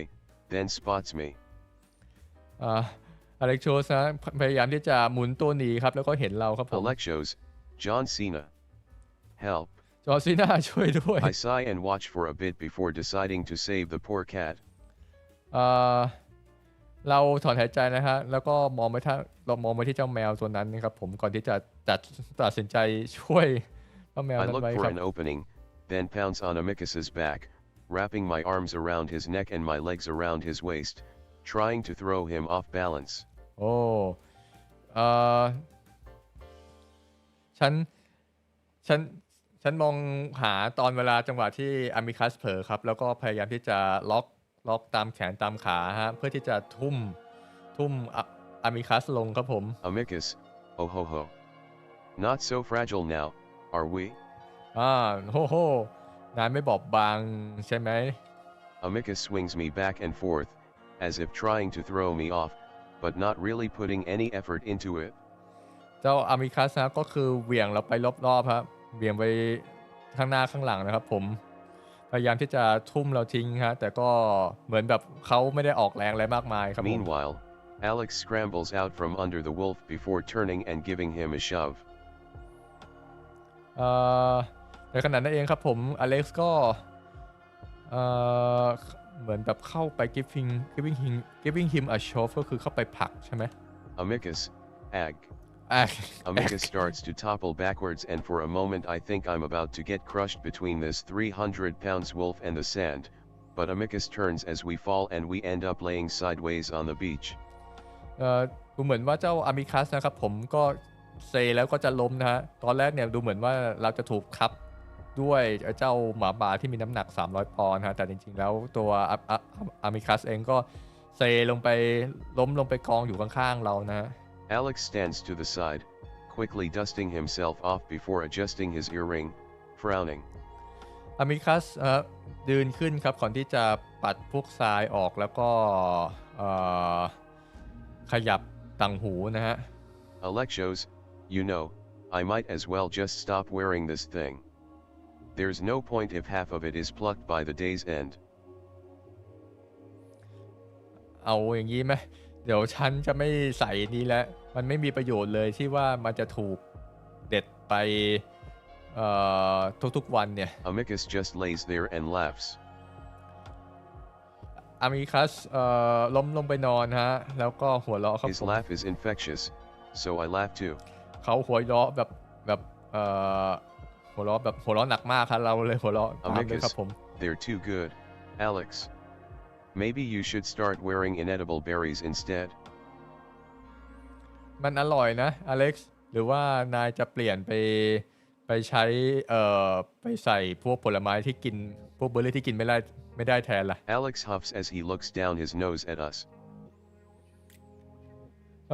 อเล็กซ์ถอนหายใจฮะแล้วก็มอง